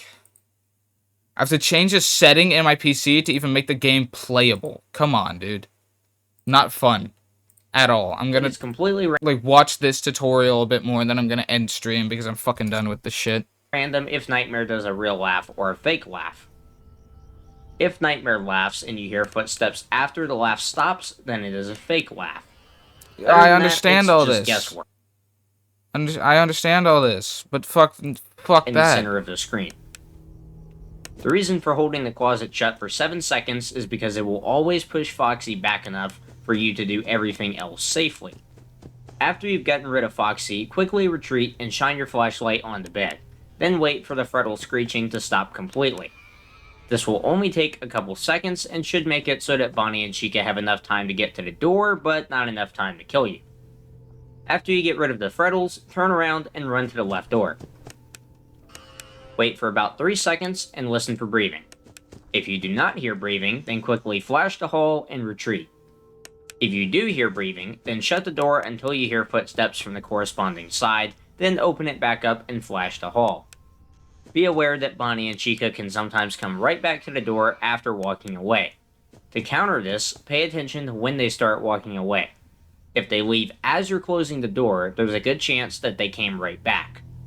Open the door, and if you hear breathing again, repeat the process. Always try to spend the least amount of time possible at doors. After you've checked the left door, run to the right door. Yeah, the least amount of time possible outdoors. I get it. I am fucking done with this bullshit. Someday I will beat this. I hope. Anyway, I hope I will set myself to that standard. But right now, it's fucking Joe. Probably gonna be streaming tomorrow. That is if my PC doesn't arrive then, because I am getting a new PC that I would want to install at that point. Anyway, I'm gonna sign off. I don't know anymore. I'm out of energy. I'm out of energy drinks. I'm out of water. Fuck me. I'm just gonna fuck off. Do my own things. I'm working on videos. However, the newest video, which is going to be about my face reveal and the story behind it, is not going to come out anytime soon, because I'm going to be going on vacation probably before I can even finish the video. I was just like, yo, yeah, 1 video a month, but then I realized that 2 weeks after I posted that video, I'd be going on vacation, which is now about a week and a half. No, 3 weeks then would have been. I can't finish a video in 3 weeks. Especially not when I've got all this fucking shit going on.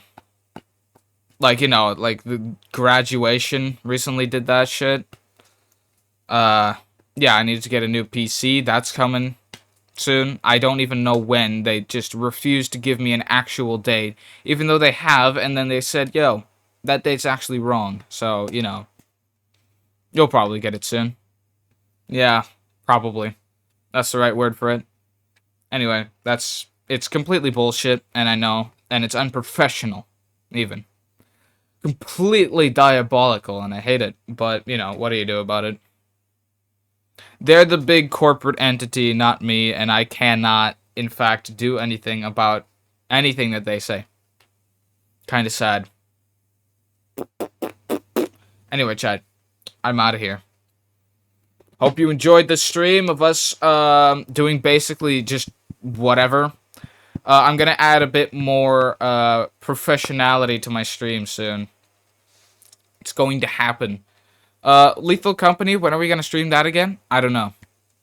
With the homies, just don't know when we're gonna be streaming that again. Probably sometime at least this weekend, I believe. So stay tuned for that.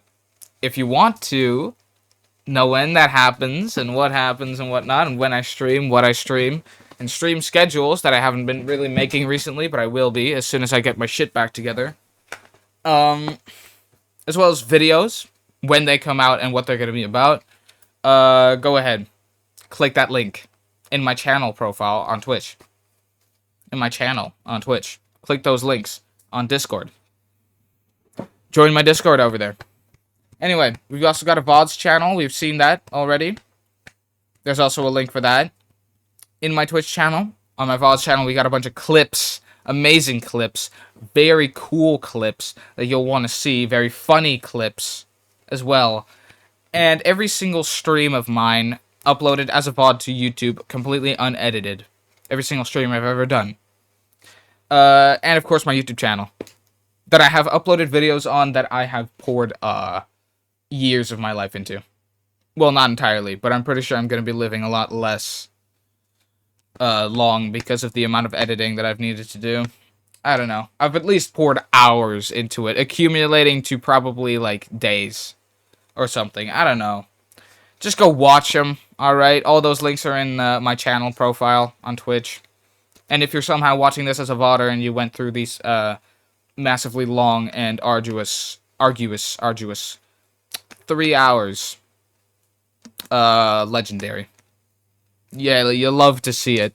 Go ahead and click those links in the description because it's clear that you have, it's clear that you like me in some way. So, you know, you might as well press all those links, join my Discord, go to my Twitch, and follow that as well so that you can also be a part of chat one day. How about that? Anyway, I'm good. My energy is completely depleted. Practice for this specific mode will probably keep going.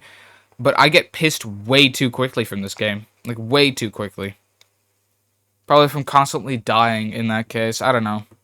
Usually I'm not like that. Usually my grinding efforts can go on for longer. But this is just like... I get scared. Like, I jump. And that makes me pissed that I just constantly have to go through that. It's why I quit Fnaf 6. And it... I don't really want to quit Fnaf 4. I kind of just want to complete that challenge, but it is going to be a doozy. Alright, anyway, thank y'all for watching. I don't know if a raid is going to be fucking worth it. Is Uther still even live? Because I would want to raid him. But there's literally no one in chat right now, so I'm going to have to check. If Bromigo's still raiding. Hold on. Why the hell is it unstable? My bitrate is fine.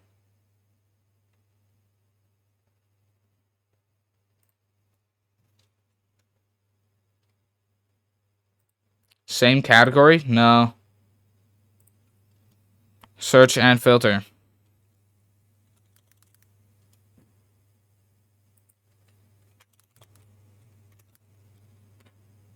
I don't know. Might not be live. Anyway. Fine. Thank y'all for watching, and I'll see you hopefully next stream. Alright? Goodbye, everybody. Goodbye. Goodbye.